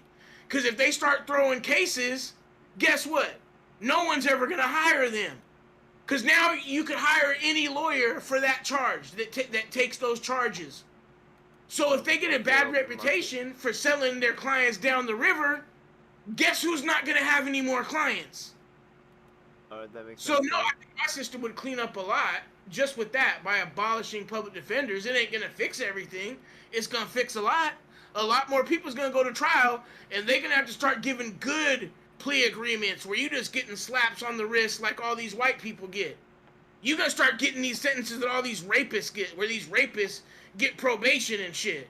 You're gonna start getting the rapist probation treatment for your shoplifting charge, where now they're giving shoplifters more time than they're giving rapists. What's going on in the world?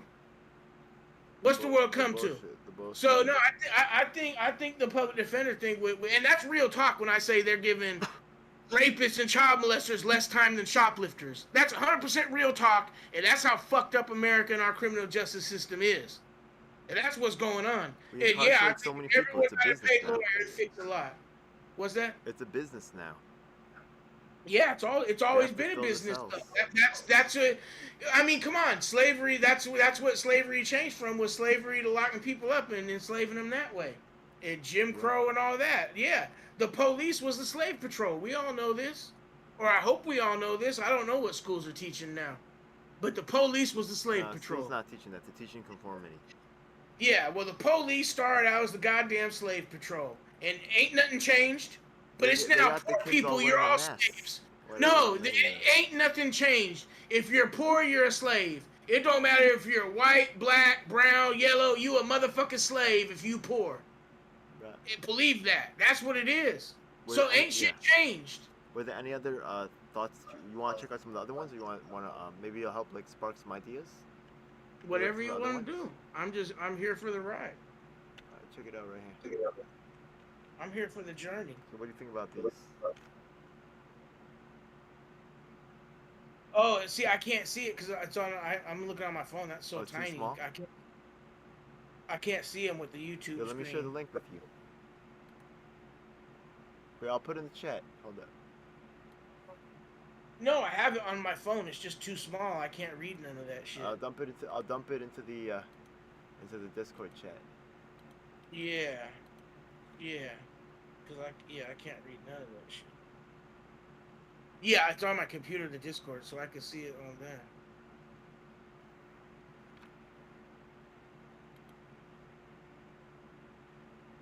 I see it. Bam. Of course, in qualified immunity.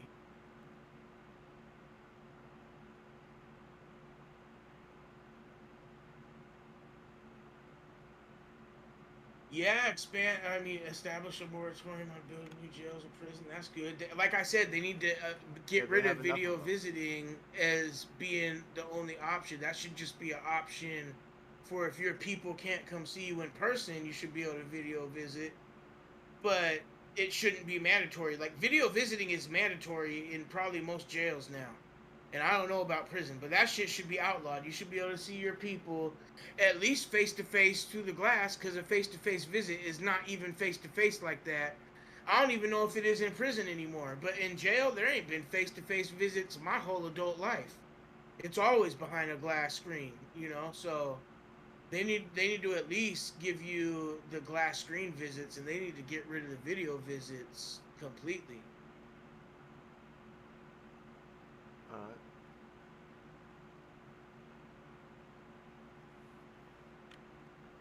Are you still hearing me?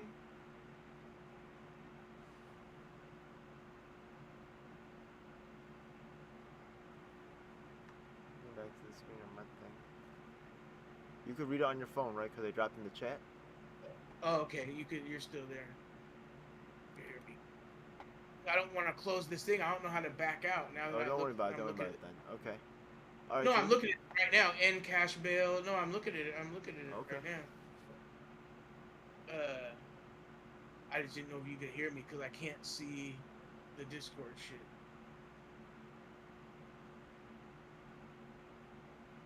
Hey, man, and prisoners also need not just they do need to be able to see doctors from outside. 100%, they need to be able to see doctors from outside, and that should have been a thing forever. Like that should have always been a thing. But you should not have to be seeing these jail doctors. And besides that, like if you got a Fed charge, like you get dental and everything when you're locked up. So and they need to give everybody. they use the prison doctors to cover up shit. Of course. Yeah. And not just that, to like, put you on, the bullshit medications, whatever bullshit medications they trying to pump. And yeah, covering shit up, all kind of shit. Yeah, not only that, like say you make a request, it depends what jail you're in. You make a request to see the doctor, you might not see the doctor for a week. Let me tell you a horrible truth. You ready? You ready? Yeah. When the doctor has to choose between fucking over another doctor and fucking you, who you think he's gonna choose? Oh yeah, no, every time. It helps a little bit. It's not gonna help that much. I'm sorry, but it'll help a little. I was like, whatever to help. You know what I mean? Like, maybe at least some criminal shit maybe might be stopped. You know what I mean? If the doctor's gonna be liable, you know what I mean? If you have some real serious shit, hopefully they can't fuck with you. You get what I mean? Well, doctor, I don't know, man. Like, I'd have to think. Like, I know that a lot of fuck shit doctors have did in jail and shit, but I'd have to think. I haven't been in so long, and I'd have to think. Yeah, I'm glad about by the action. If there's a family doctor, you know what I mean, that's known the person for a while, I think that's a lot safer. You know what I mean? Like someone who knows. I know a couple. Like one off the top of my head, like someone who can take care of you, who knows you. Yeah. Forget what happened. Like this guy, he had like a hernia or something they wouldn't take care of, and like it got infected and he ended up in the hospital or something. And I think they had to end up taking care of it, but he got out and sued him, or he got out because he sued him, so they had to just let him go. It dropped all his charges. I don't know how much money he got, if he got a settlement, or if they just dropped that shit before it goes to court, before it looks any worse than when he went to court. Because he almost died. Like, that guy almost died. And I remember I was locked up with him, and he straight got out. Dropped his charges and everything. Another guy, when I was locked up, lost his eye when he shouldn't have lost his eye because they wouldn't take care of him right and take him to the doctor till it was too late and it was too infected. He lost his eye. Like, there's a lot of fuck shit those doctors do in the jails and prisons. And the other thing is the nurses. I mean, I'm not knocking. They're not fucking helping either. They're complicit. I'm not giving up all the game, but they're not necessarily a liability to the inmates. Is all I'm gonna say about the nurses. But the doctors, I mean, the nurses are too. Some of them, it depends. But I don't want to speak too much on the nurses because they're also quite helpful in cases and ways. So the doctors not so much, but the nurses, a lot of the nurses is cool. A lot of the female lawyers is cool, and a lot of the female guards is cool, and all end up getting knocked by inmates, and a lot of them it fucks up their life, and a lot of them it probably doesn't. But it does fuck up a lot of women's lives. Well, the thing is, they get caught. They get caught. I've seen female guards getting hauled out in handcuffs and end up back in the jail in a jumpsuit. Guards. Wow. So then, what's it like? Like, do the prisoners start fucking with those guards? Yeah. What do you mean? Of course. How else do you think? How else are they gonna? How else do you get a female to do some shit that's gonna have her in handcuffs? How else do you insane, though. Yeah. Oh well. Anyway. But that's why the female guards and the female nurses, sometimes they're on their bullshit a lot of the time. Yeah, that's ridiculous. Anyways, at the same time, there'll be a liability. There'll be not a liability. There'll be a benefit a lot of the times. So that's like a, that's a gift and a curse kind of thing with the nurses. But so, like I said, some nurses will do the same shit. And that guy might have lost his eye. Part of that could have been a nurse. And the guy might have fucked up and almost died. Part of that could have been from a nurse. Very well could have been. But it's the whole jail and the doctors really at the top, and they're the ones getting sued, and that's why they had to let that guy out. And the guy who lost his eye got paid too. I don't know if they dropped his charges and let him out, but he got paid. All right. Someone else got paid, I remember before. I forget what happened to them. That might have been some guard shit, though. Like some guards beating him up or something. But he ended up getting such a good deal on his lawsuit, like when he got his settlement, that he gets, I think he gets all the profit from the vending machines in the county jails. Like all of the profit, he gets all the profit from all the vending machines. Like that was his deal, and that, oh my God, is that he's got to be a multi-millionaire by now because it's been so many years. You know how much money that is? Well, you don't because you ain't been in that jail. It's vending machines everywhere. So he's making so much money. Like they're making money off the commissary, but not off the vending machines. Like so what? They're not. The vending machines were good. I actually had a vending machine business for a while. Well, this is in jail. I love them. So, the thing is, because it's in jail, so like they got the regular commissary, and he gets a cut on all the commissary too. It's not just the vending machines. I think he gets all the money from the vending machines, like all the profit, but he get like a good cut. I forget what, it's a lot from all the commissary period. But he don't get all the profit from all the commissary. Who gave his cut? From the vending machines. It was some dude. Oh, actually, I think it was it might have even been a guard that sued him. I don't remember if it was a guard that sued him or an inmate that sued him. Yo, man. It might even have been a guard, but their deal in the settlement, they end up getting all the profit from the vending machines, and then like it was a lot of the profit. You got me thinking about vending machines. You got me hungry, man. Yeah, I'm gonna take a break, man. I'm gonna get some food, man. All right, and the thing with the vending machines is that that's what people want to use because it has all the best food in it. So he make the most money because hella people use the vending machines. Yo, the vending machine is great, man. It's just a machine that makes you money. It's insane. It's fucking the best. You It's go crazy to it and then you just take out the thing and it gives you money. It's great. And you know what? And that's why I like that how you were saying about the thing to make it so they can't charge exorbitant fees. And the for bills the get stored in this nice little fucking spring-loaded container that makes it all nice and crisp. You know what I mean? Or it like kind of presses it so it's all nice. Yeah. Like, even if it was folded before, now it's like pressed in, a little bit. But that's a good thing to fight for. And the other thing to fight for is making it so the phone calls are like cheap as fuck. They need to be they should be free. But the phone calls need to be cheap as fuck. Yeah, when I had the vending machine business, like I got a bill counter. That was a fun machine. Yeah. Did you need to add that to the list? I would add that to the list. Was that like the vending machines? No, I think, or you already added it, right? I don't remember if you said you already added that they can't make hella profit off of any of the commissary. Yeah, they could just charge regular price. Then that's a good one. Oh no, I said the phone calls. I said phone calls. I said phone is calls the other should thing. be free. Exactly. I don't know if you have that on the list, but phone calls, and if they're not free, they should be cheap as fuck. Yeah, like fucking free. 5 cents a minute. VOIP. They should be. Exactly. Free.